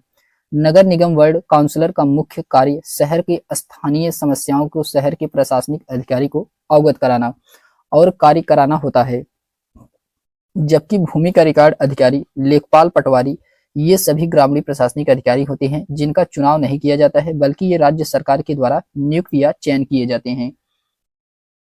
फिर उसके बाद आता है क्वेश्चन नंबर 12 है कि निम्नलिखित में से कौन ग्राम पंचायत में चुनकर आते हैं और कार्य संभालते हैं, तो कौन ग्राम पंचायत में चुन करके आते हैं और कार्य संभालते हैं, तो ये है दोस्तों कौन है, तो ये है सरपंच हैं, सरपंच होते हैं और वार्ड के सदस्य होते हैं, सचिव ये जो कि नहीं, ग्राम सभा के सदस्य ये भी नहीं। तो इसमें ए और बी क्या है, सही है।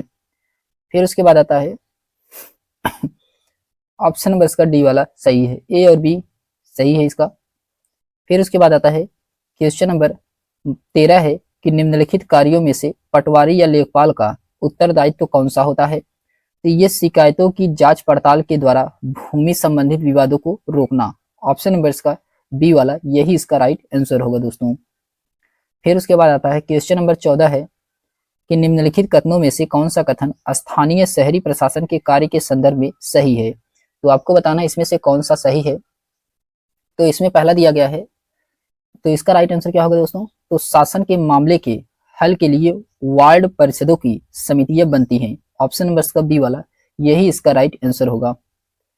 फिर उसके बाद आता है क्वेश्चन नंबर 15 है कि भारत में पंचायती राज प्रणाली के संबंध में निम्न में से कौन सा कथन सही है, तो इसमें संवैधानिक दिशा निर्देशों के अंतर्गत देश के प्रत्येक राज्य में पंचायतों के संबंध में अपने कानून होते हैं। तो ऑप्शन नंबर इसका पहला वाला ही राइट आंसर होगा दोस्तों।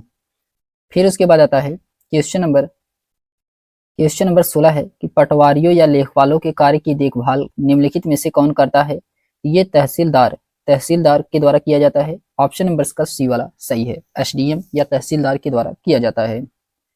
फिर उसके बाद आता है क्वेश्चन नंबर 17 है कि जनपद पंचायत के कार्यों के विषय में निम्नलिखित 2 कथन ए और बी पर विचार कीजिए तथा सही उत्तर का इसमें चयन करना है, कौन सा उत्तर इसमें सही है। तो इसमें दिया गया है, पहला दिया गया है इसमें कि जनपद पंचायत जिला स्तर पर विकास योजनाएं निर्धारित करती है, जो कि ये क्या है, ये गलत है पहला वाला। बी में कहा जा रहा है कि जनपद पंचायत ग्राम पंचायतों के मध्य धन वितरण नियम करने में जिला परिषद की सहायता करती है, ये सही है इसका। बी बी वाला सही है, जबकि ये वाला क्या है इसमें गलत है। ऑप्शन नंबर इसका सी वाला राइट आंसर होगा। ए इसमें गलत है, बी क्या है सही है। फिर उसके बाद आता है क्वेश्चन नंबर 18 है दोस्तों, कि नगर निगम के चुनाव के उद्देश्यों से गठित किए गए क्षेत्रीय निर्वाचन क्षेत्र को रूप में जाना जाता है। ये किस रूप में जाना जाता है? तो वर्ड खंड के रूप में जाना जाता है। ऑप्शन नंबर इसका बी वाला राइट आंसर होगा, वर्ड खंड के रूप में जाना जाता है। इसके एक्सप्लेनेशन दिया गया है दोस्तों, कि नगर निगम के चुनाव के उद्देश्य से गठित किए गए क्षेत्रीय निर्वाचन क्षेत्रों को वर्ड खंड के रूप में जाना जाता है। यह वर्ड स्थानीय प्रशासन के लिए स्थापित एक छोटा भौगोलिक क्षेत्र होता है। यह किसी मोहल्ले गली पर आधारित है। प्रत्येक वर्ड में वर्ड समिति में एक सीट होती है। वर्ड के परिषद को वयस्क मताधिकारों के द्वारा 5 वर्ष के लिए चुना जाता है। वर्ष 1992 का 74वां संविधान संशोधन अधिनियम विभिन्न स्तरों पर नगर निकायों को शक्तियों और प्राधिकारों के विकेंद्रिक बुनियादी ढांचा प्रदान करता है। फिर उसके बाद आता है क्वेश्चन नंबर 19 है, कि निम्नलिखित में से कौन सा पंचायत की आमदनी का स्रोत नहीं है? तो पंचायत की आमदनी का इसमें स्रोत नहीं है, तो पंचायत सचिव की निजी संपत्ति पर किराया। ऑप्शन नंबर इसका डी वाला, यही इसका राइट आंसर होगा। फिर उसके बाद आता है क्वेश्चन नंबर 20 है, कि कौन सरपंच की तरह कार्य करता है? तो सरपंच की तरह कार्य अन्य वार्ड सदस्यों द्वारा चयनित या चुना गया एक वार्ड सदस्य के द्वारा किया जाता है। ऑप्शन नंबर इसका सी वाला राइट आंसर होगा। फिर उसके बाद आता है क्वेश्चन नंबर 21 है, कि निम्न में से कौन सा कथन इसमें सही है? आपको बताना है इसमें से कौन सा कथन सही है क्वेश्चन नंबर 21 में। तो इसमें पहला दिया गया है कि पंच को पंचायत क्षेत्र के वार्ड सदस्य के नाम से भी जाना जाता है, जो कि ये क्या है सही है। पहला वाला इसका सही है।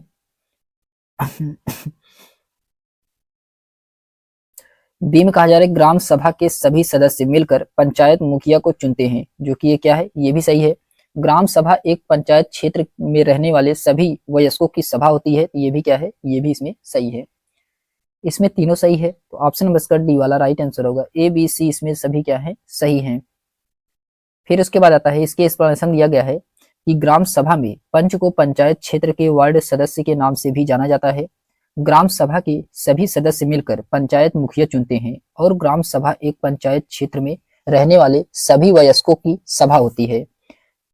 इसमें पंचायती राज का शुभारंभ स्वतंत्र भारत में 2 अक्टूबर 1959 ईस्वी को भारत के प्रथम प्रधानमंत्री जवाहरलाल नेहरू के द्वारा राजस्थान के नागौर जिले में हुआ था। 73वें संविधान संशोधन, जो कि ये पंचायती राज से संबंधित है। फिर उसके बाद आता है क्वेश्चन नंबर 22 है, कि कई जिलों के विभिन्न तालुकाओं में भूमि के मामले का निपटारा द्वारा किया जाता है। ये तहसीलदार के द्वारा किया जाता है। ऑप्शन नंबर इसका बी वाला राइट आंसर होगा दोस्तों। इसके एक्सप्लेनेशन दिया गया है, कि कई जिलों के विभिन्न तालुकों में भूमि के मामले का निपटारा तहसीलदार द्वारा किया जाता है। जमीन संबंधित विवादों का निपटारा सिविल प्रक्रिया के द्वारा किया जाता है, जिसमें तहसीलदार की प्रमुख भूमिका निभाता है। फिर उसके बाद आता है क्वेश्चन नंबर 23 है, कि नगर निगम में चुने गए सदस्यों को कहते हैं, तो ये पार्षद कहा जाता है। पार्षद कहा जाता है। ऑप्शन नंबर इसका डी वाला राइट आंसर होगा दोस्तों। इसे क्या कहा जाता है? तो पार्षद कहा जाता है।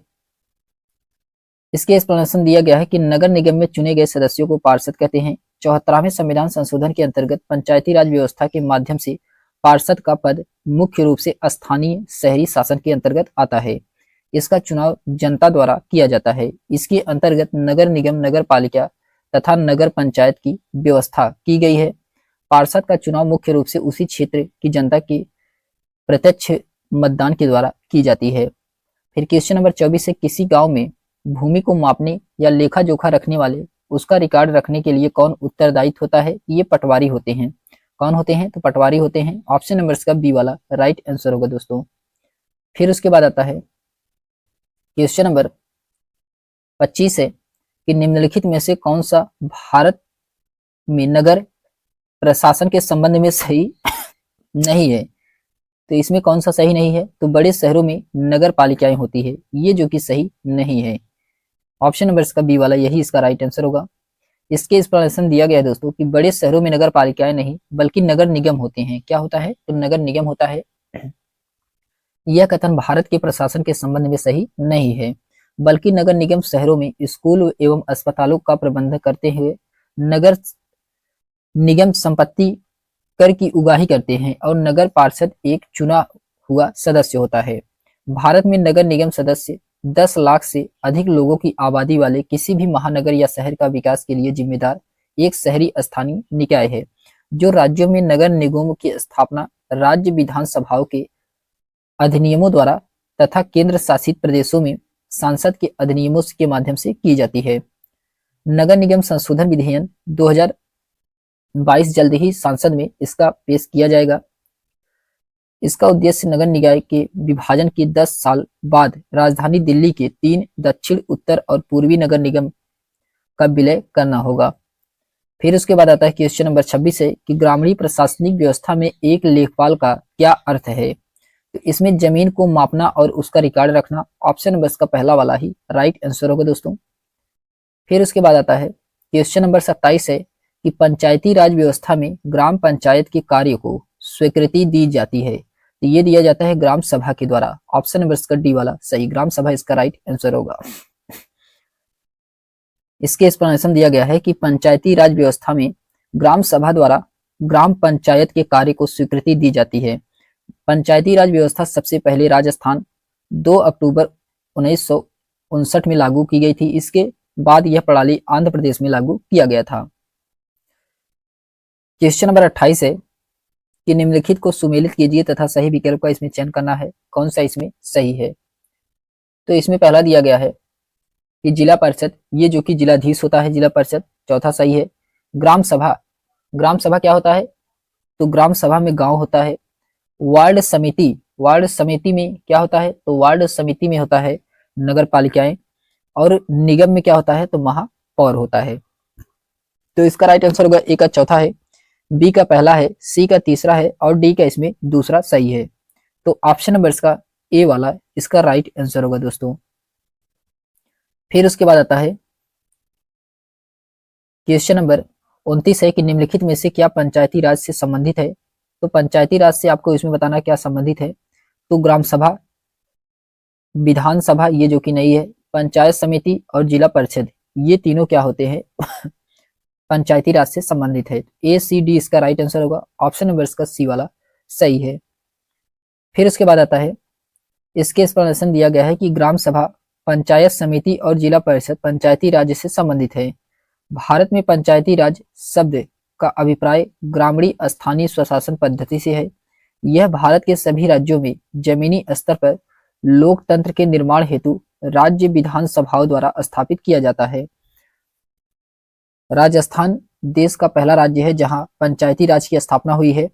यह योजना का उद्घाटन 2 अक्टूबर 1959 को राजस्थान के नागौर जिले के तत्काल प्रधानमंत्री जवाहरलाल नेहरू के द्वारा किया गया था। सन 1992 में 73वें और 74वें संविधान संशोधन के माध्यम से संसद में इसे पारित किया गया था। संविधान का 73वां संविधान संशोधन पंचायती राज व्यवस्था को संवैधानिक दर्जा देने से संबंधित है और 74वां संविधान संशोधन जो कि शहरी या नगर पालिका निकाय से जुड़ा हुआ है, सन 1993 में 73वां संविधान और 74वां संविधान संशोधन लागू किया गया था। फिर उसके बाद आता है क्वेश्चन नंबर 30 है कि निम्न प्रश्नों में से कौन सा सामाजिक विज्ञान में अधिगमकर्ता के प्रक्रियात्मक ज्ञान का आकलन करता है। तो आपको बताना है इसमें से कौन सा आकलन करता है। तो पहला है कि पंचायत राज चुनाव में प्रजातंत्र तरीकों का निर्वाहन नहीं होता है। क्या आप इस कथन से सहमत हैं? तो व्याख्या कीजिए। जो कि ये क्या है? सही है, पहला वाला सही है। बेम कहा जाए एक स्थानीय व नियमित काम यानी कि जॉब किस प्रकार का एक अनियमित कैजुअल काम से भिन्न होती है, ये क्या है? ये गलत है। फिर उसके बाद आता है सिम कहा जा रहा है कि ग्राम सभा तथा ग्राम पंचायत क्या अंतर है, ये भी क्या है? गलत है। डीम कहा जाए सरकार शब्द से आप क्या समझते हैं? उन तरीकों की सूची बनाइए जो आपके अनुसार ऐसे तरीके हैं जिनके द्वारा सरकार अपने दैनिक जीवन को प्रभावित करती है, तो ये भी क्या है? इसमें गलत है। तो इसका राइट आंसर क्या होगा? केवल ऑप्शन नंबर इसका पहला वाला ही राइट आंसर है। फिर उसके बाद आता है क्वेश्चन नंबर 31 है कि निम्नलिखित कथन को पढ़िए और इसमें सही विकल्प का चयन करना है, कौन सा इसमें सही है। तो इसमें पहला दिया गया है, अभिकथन में कहा जा रहा है कि लोकतंत्र में लोगों के पास अपनी राय व्यक्त करने या आवाज उठाने का अधिकार होता है, जो कि सही है। कारण आर में कहा जा रहा है कि ये भारत में संघीय शासन पद्धति है, जो कि ये भी सही है, लेकिन इसका सही एक्सप्लेनेशन नहीं है। तो ऑप्शन नंबर इसका बी वाला यही इसका राइट आंसर होगा दोस्तों। क्वेश्चन नंबर 32 है कि भारत में नगर निगम के संदर्भ में निम्नलिखित में से कौन सा कथन इसमें सही है। तो इसमें कौन सा कथन सही है। तो वार्ड काउंसलर परिषद एक निर्वाचित सदस्य होता है, ऑप्शन नंबर इसका बी वाला यही इसका राइट आंसर होगा।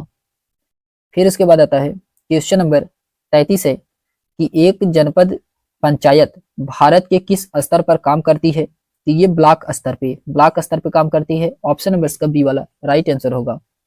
इसके एक्सप्लेनेशन दिया गया है कि एक जनपद पंचायत भारत के ब्लॉक स्तर पर काम करती है। पंचायत समिति या तहसील, जिसे हम लोग तालुका के नाम से भी जानते हैं, तो इसके रूप में भारत में सरकार की स्थानीय इकाई होती है।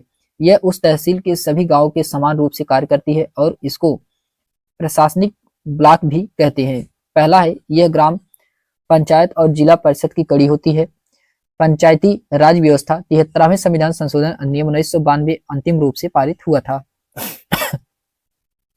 फिर उसके बाद आता है क्वेश्चन नंबर 34 है कि निम्न गद्यांश में रिक्त स्थान को पूर्ति कीजिए। तो इसमें दिया गया है, निम्न गद्यांश में रिक्त स्थान की पूर्ति करें। प्रति 5 वर्ष में पंचायत चुनाव होता है, जिसे हम लोग प्रतिनिधित्व पंच कहते हैं। और पंचायती राज सभा में सबसे छोटी इकाई क्या होती है, तो ग्राम सभा होती है, जिसमें पंचायत क्षेत्र के विभिन्न वयस्क बैठा करते हैं। तो ऑप्शन नंबर इसका सी वाला राइट आंसर होगा, 5 वर्ष और ग्राम सभा। फिर उसके बाद आता है क्वेश्चन नंबर 35 है, यदि एक अध्यापिका लेखपाल या कानूनगो जैसे शब्द का प्रयोग कर रही है तो वे किस अध्याय या पाठ को पढ़ा रही है। तो भू राजस्व रिकॉर्ड को पढ़ा रही है, ऑप्शन नंबर इसका सी वाला सही है। फिर उसके बाद आता है क्वेश्चन नंबर 36 है कि निम्नलिखित में से कौन नगर निगम का एक निर्वाचित सदस्य है। तो पार्षद या नगर परिषद, ऑप्शन नंबर इसका सी वाला राइट आंसर होगा। इसके एक्सप्लेनेशन दिया गया है कि पार्षद नगर परिषद नगर निगम का एक निर्वाचित सदस्य है। पार्षद को प्रत्येक रूप से जाना जाता है, प्रत्येक रूप से चुना जाता है, जिसमें संबंधित चुनाव के क्षेत्र जनता उनके वोट देती है। आयुक्त, सचिव और प्रशासनिक प्रमुख चयनित होते हैं। जबकि किसी व्यक्ति को किसी कार्य के लिए चुना जाता है तब उसे चयनित कहते हैं। चयनों उपरांत किसी कार्य की जिम्मेदारी दी जाती है तो इस दशा में वह नियुक्त कहलाता है। किसी सदन में विशेष व्यक्तियों द्वारा किसी पद पर बैठाए व्यक्ति को मनोनीत कहते हैं। क्वेश्चन नंबर 37 है कि पंचायती राज संस्थानों को उनकी जन भागीदारी के आरोही क्रम में क्रमबद्ध कीजिए। इसमें आपको आरोही क्रम में क्रमबद्ध करना है। तो सबसे पहले इसमें ग्राम पंचायत आएगा पहले स्थान पे, फिर पंचायत समिति आएगी ये दूसरे स्थान पे, फिर जिला परिषद आएगा ये तीसरे स्थान पे। तो ऑप्शन नंबर बी ए सी इसका राइट आंसर होगा, सी वाला इसका राइट आंसर है दोस्तों। इसके एक्सप्लेनेशन दिया गया है कि पंचायती राज्य संस्थानों की जन भागीदारी के अनुसार आरोही क्रम इस प्रकार है, सबसे पहले ग्राम पंचायत, फिर पंचायत समिति और जिला परिषद लास्ट में। फिर उसके बाद आता है क्वेश्चन नंबर 38 है कि किस निकाय या संस्था की देखभाल में ग्राम पंचायत कार्य करता है। ये करता है ग्राम सभा की देखभाल में करता है, ऑप्शन नंबर इसका सी वाला राइट आंसर होगा। इसके एक्सप्लेनेशन दिया गया है दोस्तों कि ग्राम सभा की देखभाल ग्राम पंचायत करती है। 18 वर्ष की आयु पूरी कर चुके सभी सदस्यों या मतदाताओं की सभा कहलाती है, ग्राम सभा कहलाती है। और ग्राम सभा की कार्य समिति को पंचायत के रूप में जाना जाता है। एक ग्राम सभा एक अस्थायी निकाय है, जबकि ग्राम पंचायत एक अस्थायी निकाय है। वार्ड सदस्य, पंच और सरपंच ग्राम पंचायत के सदस्य होते हैं। 73वें संविधान संशोधन अधिनियम 1992 में पारित हुआ था। 24 अप्रैल 1993 को लागू हुआ था। पंचायती राज प्रणाली को संवैधानिक दर्जा प्रदान किया गया है। फिर उसके बाद आता है क्वेश्चन नंबर 39 है कि भारत में कृषि श्रमिकों और निर्माण श्रमिकों को भुगतान हेतु न्यूनतम वेतन कौन तय करता है। तो आपको बताना है इसमें से कौन न्यूनतम वेतन तय करता है। तो इसमें ग्राम पंचायत जो कि गलत है, जिला पंचायत ये भी गलत है, राज्य सरकार ये सही है, और संघ सरकार, ये दोनों क्या है, वेतन को तय करते हैं। तो ऑप्शन नंबर इसका सी वाला यही इसका राइट आंसर होगा। इसके एक्सप्लेनेशन दिया गया है कि भारत में राज्य सरकार और संघ सरकार द्वारा कृषि श्रमिकों और निर्माण श्रमिकों को भुगतान हेतु न्यूनतम वेतन तय किया जाता है। भारत में न्यूनतम मजदूरी अधिनियम 1948 भारतीय संसद द्वारा पारित एक कानून है जो कुशल और अकुशल श्रमिकों को दी जाने वाली मजदूरी का निर्धारण करता है। कृषि श्रमिक वह श्रमिक है जो खेती व उससे संबंधित कार्यों को करता है। कृषि मजदूर असंगठित क्षेत्र में आते हैं। निर्माण क्षेत्र जैसे पुलों या भवनों के निर्माण क्षेत्र के कार्य करने को श्रमिकों का निर्माण या कामगार कहा जाता है। फिर क्वेश्चन नंबर 40 है दोस्तों कि निम्नलिखित में से कौन ग्राम पंचायत के सचिव की नियुक्ति करता है? तो ये सरकार के द्वारा किया जाता है। किसके द्वारा? सरकार के द्वारा। ऑप्शन नंबर इसका डी वाला राइट आंसर होगा। इसके एक्सप्लेनेशन दिया गया है कि सरकार ग्राम पंचायत के सचिव की नियुक्ति करती है। ग्राम पंचायत सचिव को पंचायत कार्य का प्रभारी कहा जाता है। वह मूल रूप से ग्राम पंचायत या सरकार ग्राम सभा के बीच की कड़ी है। इसका कार्य ग्राम पंचायत में होने वाले लिपिकीय कार्यों, धन का लेखा जोखा रखना, ग्राम पंचायत की ओर से पारित प्रस्ताव का रिकॉर्ड रखना और उनके क्रियान्वयन में मदद करना इत्यादि है। सरपंच स्थानीय स्वशासन के लिए गांव स्तर पर ग्राम पंचायत का प्रधान होता है। सरपंच का कार्यकाल 5 वर्ष का होता है। पंचायत राज की सबसे ऊपरी संस्था जिला परिषद कहलाती है। क्या कहलाती है? तो जिला परिषद। चैप्टर नंबर 5 है लोकतंत्र। तो लोकतंत्र से हम लोग जितने भी क्वेश्चन पूछे गए हैं अभी तक सीटेट में, उन सभी क्वेश्चनों को हम लोग देखने वाले हैं। तो इसमें पहला क्वेश्चन दिया गया है कि नेपाल में 2008 में किस तरह का परिवर्तन आया? तो नेपाल में 2008 में किस तरह का परिवर्तन आया? ये आया था राजतंत्र से लोकतंत्र की तरफ। राजतंत्र से लोकतंत्र की तरफ। ऑप्शन नंबर का ए वाला राइट आंसर होगा। इसके एक्सप्लेनेशन दिया गया है कि नेपाल में राजतंत्र से लोकतंत्र की तरफ परिवर्तन 2008 में आया। नेपाली जो कि लोकतंत्र आंदोलन 20वीं सदी से 2008 तक राजनीति पहलों और आंदोलनों की एक श्रृंखला का संयोजन था, जिसे प्रतिनिधित्व लोकतंत्र की स्थापना एक बहुदलीय राजनीतिक प्रणाली और नेपाल में राजशाही के उन्मूलन की वकालत की। 20वीं शताब्दी के मध्य में देश की शिक्षा प्रणाली का विस्तार के कारण नेपाल में एक शिक्षित अभिजाजन वर्ग का उदय हुआ, जिसमें देश में साक्षरता दर और उच्च शिक्षा प्राप्त के बढ़ते स्तरों की वृद्धि हुई, जिसके कारण लोकतंत्र की स्थापना हुई। फिर उसके बाद क्वेश्चन नंबर सेकंड है कि चुनाव में मतदान के महत्व पर एक चर्चा की शुरुआत हेतु निम्नलिखित में से कौन सा विषय सबसे प्रासंगिक होगा? तो आपको बताना है इसमें से कौन सा विषय सबसे प्रासंगिक होगा। ये सार्वजनिक भलाई के लिए सूचित और विवेकपूर्ण निर्णय लेना। ऑप्शन नंबर इसका सी वाला ये इसका राइट आंसर होगा। इसके एक्सप्लेनेशन दिया गया है कि चुनाव में मतदान के महत्व पर चर्चा की शुरुआत हेतु सार्वजनिक भलाई के लिए सूचित और विवेकपूर्ण निर्णय लेना विषय प्रासंगिक होगा, क्योंकि चुनाव प्रक्रिया अत्यंत महत्वपूर्ण एवं अनिवार्य प्रक्रिया है। देश में जो प्रशासनिक व्यवस्था है वह चुनाव प्रक्रिया का ही एक हिस्सा है। भारत लोकतांत्रिक देश है। यहाँ पर हर व्यक्ति जो अपनी 18 साल की उम्र पूरी कर चुका हो उसे वोट डालने का अधिकार है या वोट देने का अधिकार है। फिर उसके बाद आता है क्वेश्चन नंबर थर्ड है कि भारतीय लोकतंत्र की समानता विषय कि आप कक्षा में कैसे चर्चा करेंगे। उपयुक्त विकल्प में से कौन सा विकल्प इसमें सही है? तो पहला है कि हमें मिले हुए मौलिक अधिकार के रूप में, जो कि सही है।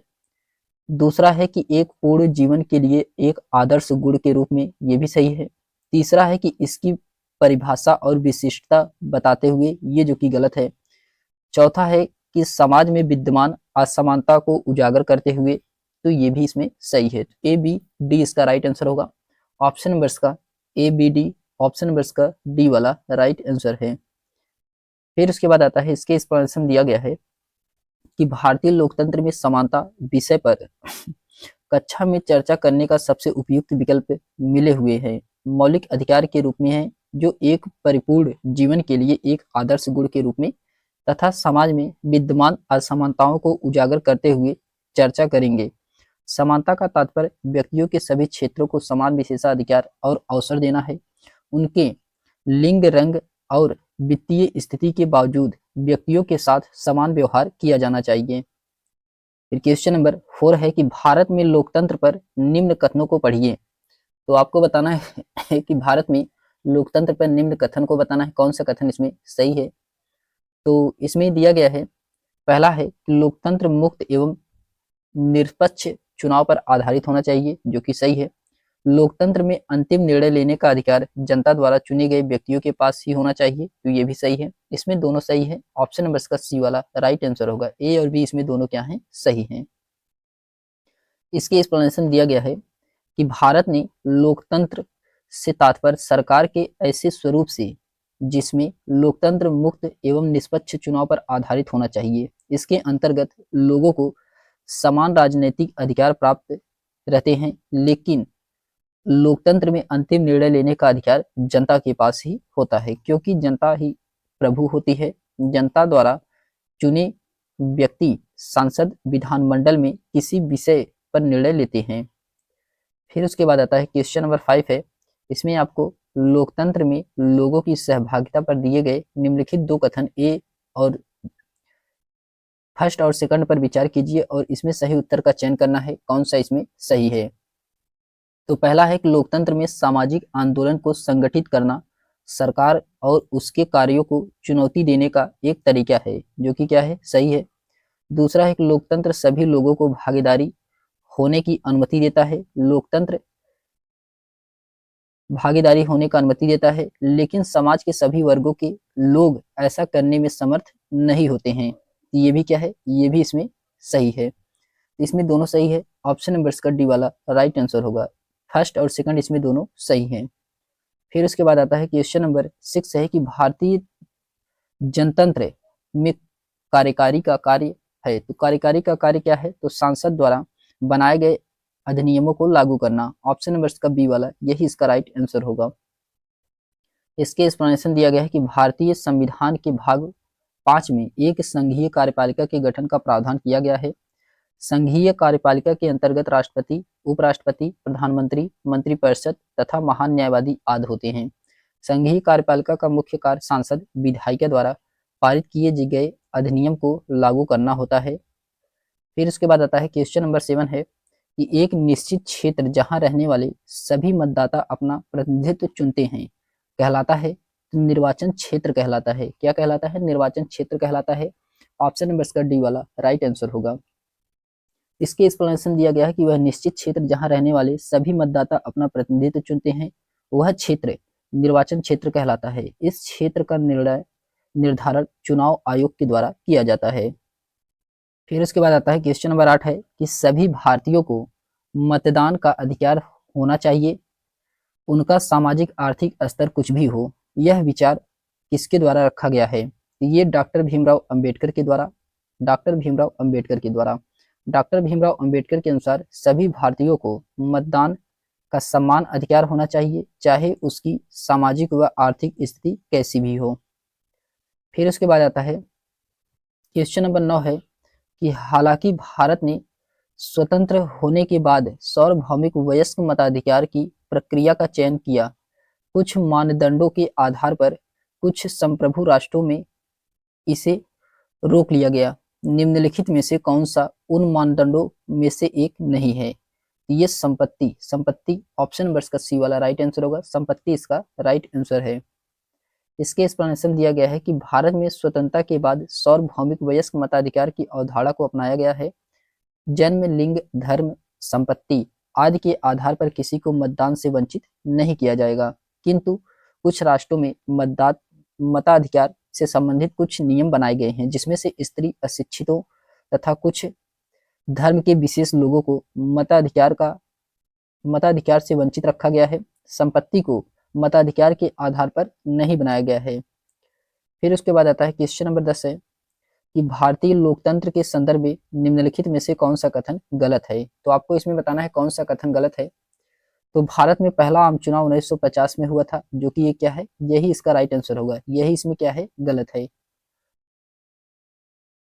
फिर उसके बाद आता है इसके एक्सप्लेनेशन दिया गया है भारत एक लोकतंत्र है।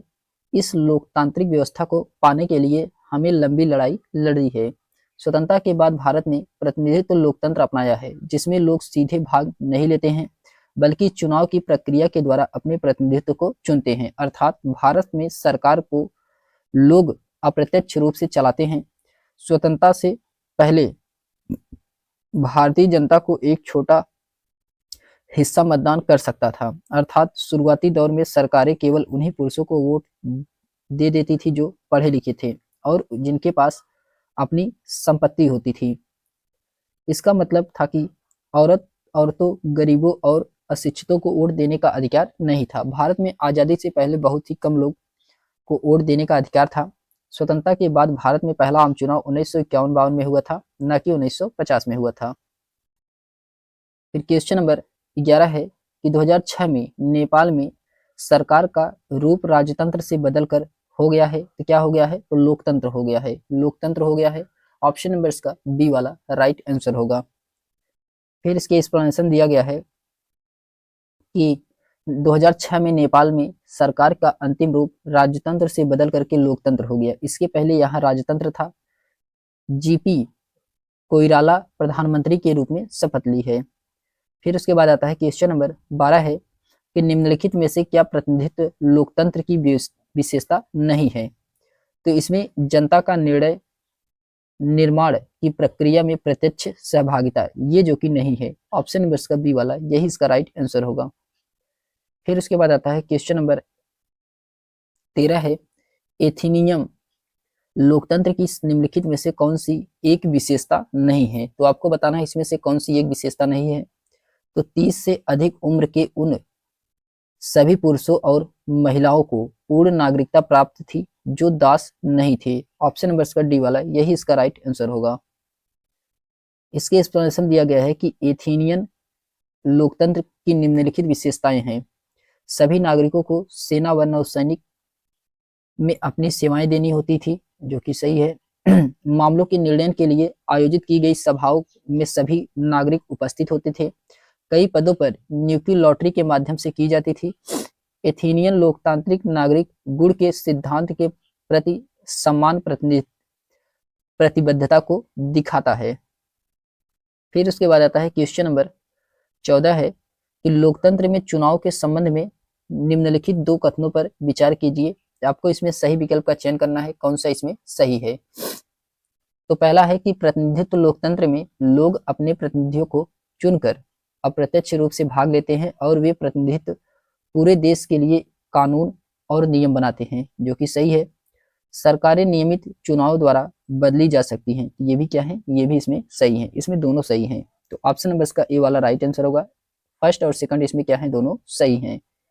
इसके एक्सप्लेनेशन दिया गया है कि लोकतंत्र में मूलभूत विचार यह होगा कि लोग नियमों को बनाने में भागीदार बनकर खुद ही शासन करें। वर्तमान समय में लोकतंत्र सरकार को प्रायः प्रतिनिधित्व लोकतंत्र कहते हैं। प्रतिनिधित्व लोकतंत्र में लोग सीधे भाग नहीं लेते हैं, बल्कि चुनाव प्रक्रिया द्वारा अपने प्रतिनिधित्व चुनते हैं और ये प्रतिनिधित्व पूरे देश के लिए कानून और नियम बनाते हैं।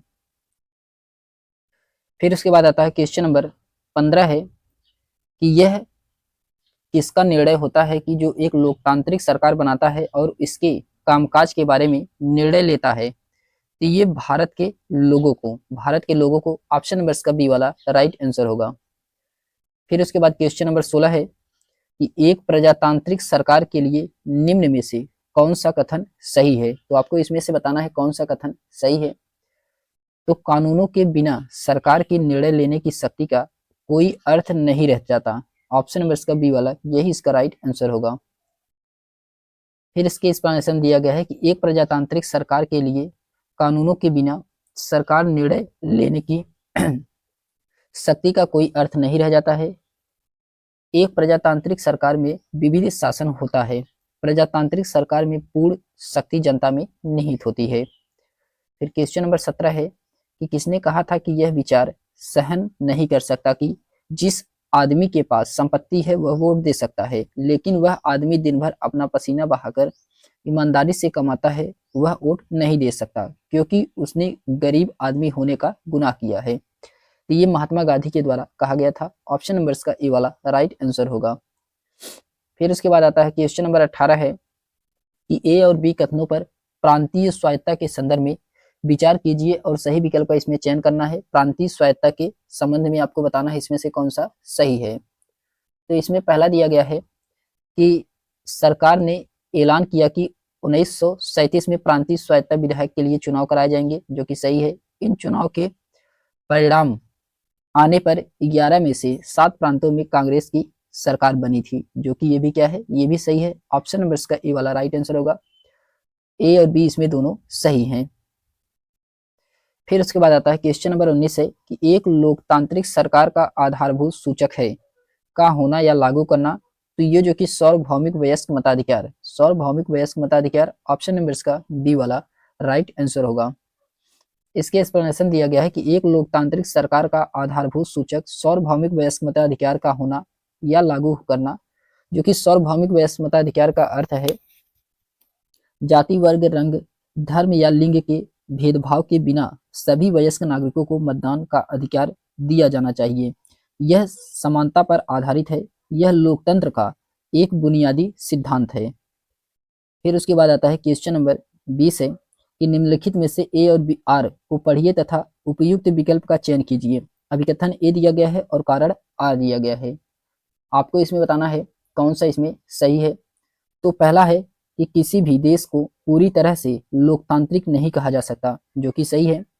व्यक्ति और समुदाय सदैव लोकतंत्र को नए अर्थ देने का प्रयास करते हैं, ये भी क्या है, ये भी इसमें सही है और सही इसका एक्सप्लेनेशन भी कर रहा है। तो इसलिए ऑप्शन नंबर इसका पहला वाला सही है। ए और आर इसमें दोनों सही हैं। फिर इसके बाद आता है क्वेश्चन नंबर 21 है कि निम्नलिखित में से इस तर्क के लोकतांत्रिक देश में अकाल की संभावना कम होती है, कौन से वैध कारण है। तो आपको इसमें बताना है कौन से वैध कारण है। तो इसमें दिया गया है वैध कारण, पहला है कि लोग अपनी आस्था का पालन करने के लिए स्वतंत्र हैं, जो कि सही है। सरकार अगले चुनाव में हार के भय से शीघ्र ही प्रतिक्रिया देगी, ये भी सही है।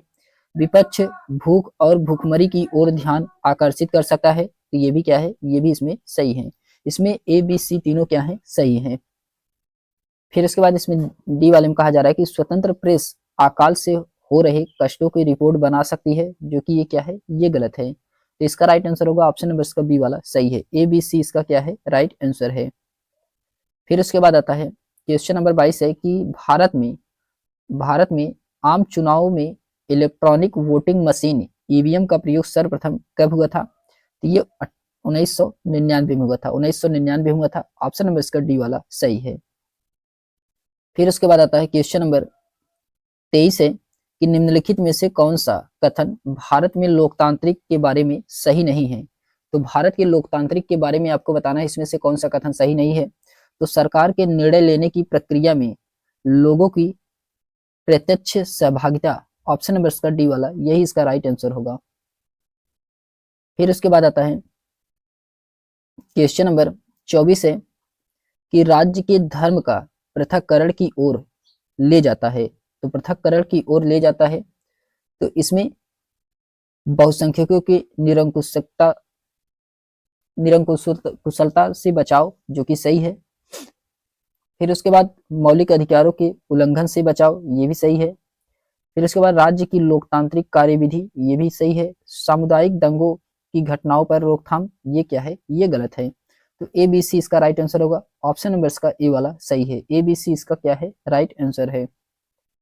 फिर उसके बाद आता है क्वेश्चन नंबर 25 है कि एक क्षेत्र जहां वोटर अपना विधायक चुनते हैं कहलाता है, तो निर्वाचन क्षेत्र कहलाता है, निर्वाचन क्षेत्र कहलाता है। ऑप्शन नंबर इसका सी वाला राइट आंसर होगा। एक क्षेत्र जहां वोटर अपना विधायक चुनते हैं वह निर्वाचन क्षेत्र कहलाता है।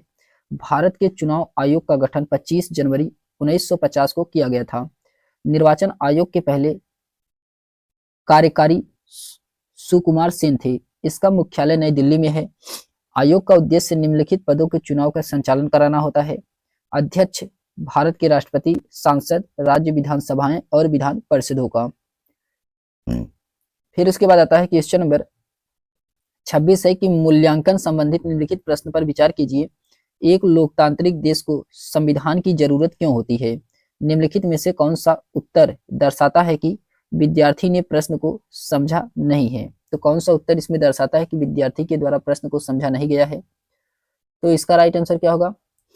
तो इसमें दिया गया इसका राइट आंसर होगा दोस्तों कि विद्यार्थी बी, संविधान हमें एक नियमावली देता है जिसके आधार पर एक देश में शासन किया जाता है। ऑप्शन नंबर का बी वाला यही इसका राइट आंसर होगा। फिर उसके बाद आता है क्वेश्चन नंबर 27 है कि निम्नलिखित मूल्यांकन संबंधित प्रश्न पर विचार कीजिए। लोकतंत्र में लोग किन किन तरीकों से भागीदारी कर सकते हैं? विद्यार्थियों द्वारा दिए गए उत्तरों को नीचे दिया गया है। कौन सा उत्तर विद्यार्थी के प्रश्न को समझाने और एक समावेशी विषयानुकूलन उत्तर देने की क्षमता का प्रदर्शन करता है? तो आपको बताना है इसमें से कौन सा सही है।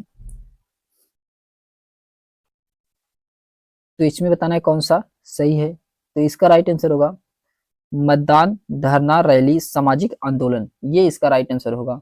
मतदान, धरना, रैली, सामाजिक आंदोलन इसका राइट आंसर होगा। ऑप्शन नंबर का बी वाला सही है। इसके एक्सप्लेनेशन दिया गया है कि लोकतंत्र में लोग मतदान, धरना, रैली, सामाजिक आंदोलन के द्वारा भागीदारी कर सकते हैं। विद्यार्थियों द्वारा दिया गया यह उत्तर विद्यार्थी के प्रश्न को समझाने और एक समावेशी विषयानुकूलन उत्तर देने की क्षमता का प्रदर्शन करता है। लोकतंत्र या प्रजातंत्र एक ऐसी शासन प्रणाली है जिसके अंतर्गत जनता अपनी स्वेच्छा से निर्वाचन में आए हुए किसी भी उम्मीदवार को मत देकर अपना प्रतिनिधित्व चुन सकती है। फिर उसके बाद आता है क्वेश्चन नंबर 28 है कि लोकतंत्र सरकार के अन्य स्वरूपों के से बेहतर रूप है, क्योंकि है। तो इसमें पहला है कि यह लोगों का प्रति उत्तरदायी है, लोगों के प्रति उत्तरदायी है, जो कि सही है। यह प्रातिनिधिक सरकार है, ये भी सही है। यह प्रत्यक्ष रूप से लोग की सारी जरूरतों को पूरा कर सकती है, जो कि गलत है। ये प्रत्यक्ष रूप से सारे लोगों की जरूरत को पूरा नहीं कर सकता है। ऑप्शन नंबर इसका ए वाला राइट आंसर होगा। ए और इसमें बी क्या है, सही है। इसके एक्सप्लेनेशन दिया गया है कि लोकतंत्र सरकार की एक प्रतिनिधित्व सरकार होती है, साथ ही यह लोगों के प्रति उत्तरदायी होती है तथा यह जनता की आवश्यकताओं के अनुरूप कार्य करने का प्रयास करती है। फिर क्वेश्चन नंबर 29 है कि लोकतंत्र में गतिवाद प्रतिबिंबित होता है। तो आपको इसमें दो ऑप्शन दिए गए हैं, ए और बी। आपको इसमें सही विकल्प का चयन करना है। तो पहला है सरकार द्वारा नए नए कानून तथा योजनाओं और कार्यक्रमों को चलाने से, जो कि सही है। विभिन्न सामाजिक व आर्थिक समस्याओं पर लोगों द्वारा आंदोलन द्वारा आयोजित करने से, तो ये भी सही है। इसमें पहला दूसरा दोनों सही हैं। तो इसका राइट आंसर होगा ऑप्शन नंबर इसका डी वाला सही है। ए और बी इसमें दोनों क्या हैं, सही हैं।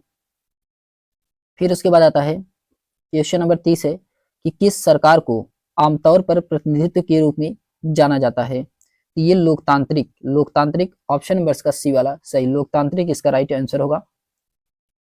फिर उसके बाद आता है क्वेश्चन नंबर 31 है कि कक्षा में प्रजातंत्र विषय पर चर्चा करते हुए आपसे प्रस्तुत करना चाहेंगे तो एक परिवर्तनशील और विकासशील विचार के रूप में। ऑप्शन नंबर इसका पहला वाला राइट आंसर होगा।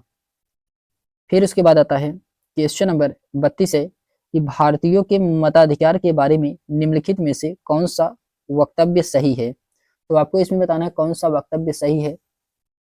तो पहला है कि भारत में सार्वभौमिक वयस्क मताधिकार स्वतंत्रता से पूर्व भी था, क्योंकि साक्षर वर्ग के लोग उस समय भी मतदान कर सकते थे, जो कि गलत है।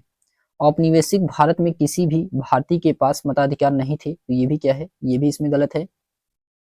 सी वाले में कहा जा रहा है कुछ भारतीयों के पास औपनिवेशिक भारत में मताधिकार था किंतु सार्वभौमिक वयस्क मताधिकार नहीं था, जो कि यही इसका राइट आंसर होगा। ऑप्शन नंबर इसका सी वाला यही इसका राइट आंसर होगा। फिर उसके बाद क्वेश्चन नंबर 33 है कि भारत जो एक लोकतांत्रिक देश है में सार्वभौमिक वयस्क मताधिकार का अर्थ है। तो सार्वभौमिक वयस्क मताधिकार का अर्थ क्या होता है? तो इसमें होता है कि प्रत्येक व्यक्ति जो 18 साल से ऊपर की उम्र का है उसे मत देने का अधिकार है, चाहे उसकी सामाजिक एवं आर्थिक पृष्ठभूमि कैसी भी हो। ऑप्शन नंबर इसका डी वाला यही इसका राइट आंसर होगा। फिर उसके बाद आता है क्वेश्चन नंबर 34 है कि एक लोकतांत्रिक कक्षा में शिक्षकों की क्या जिम्मेदारी है। तो एक लोकतांत्रिक कक्षा में शिक्षकों की इसमें क्या जिम्मेदारी होती है, तो इसमें होता है कि छात्रों को अपनी बात स्वतंत्र रूप से कहने के लिए युक्ति पर अवसर प्रदान करना। ऑप्शन नंबर इसका डी वाला राइट आंसर होगा। फिर उसके बाद आता है क्वेश्चन नंबर 35 है कि प्रजातंत्र की बुनियादी विशेषता क्या है। तो समानता ऑप्शन नंबर इसका सी वाला सही है, समानता इसका राइट आंसर होगा। फिर उसके बाद आता है क्वेश्चन नंबर 36 है कि निम्नलिखित में से कौन सी विशेषताएं भारत के संविधान जिसे 26 जनवरी 1950 को लागू किया गया था में मौजूद है। तो इसमें दिए गए हैं, आपको इसमें सही विकल्प का चयन करना है, कौन सा विकल्प इसमें सही है। तो इसमें पहला है कि सार्वभौमिक वयस्क मताधिकार को अपनाना, जो कि सही है। 21 वर्ष से अधिक आयु के सभी भारतीयों को राज्य और राष्ट्रीय चुनाव में मतदान करने की अनुमति होगी, तो ये भी सही है। इसमें ए और बी दोनों क्या हैं, सही हैं। ए और बी दोनों इसमें सही हैं। ऑप्शन नंबर इसका बी वाला यही इसका राइट आंसर होगा।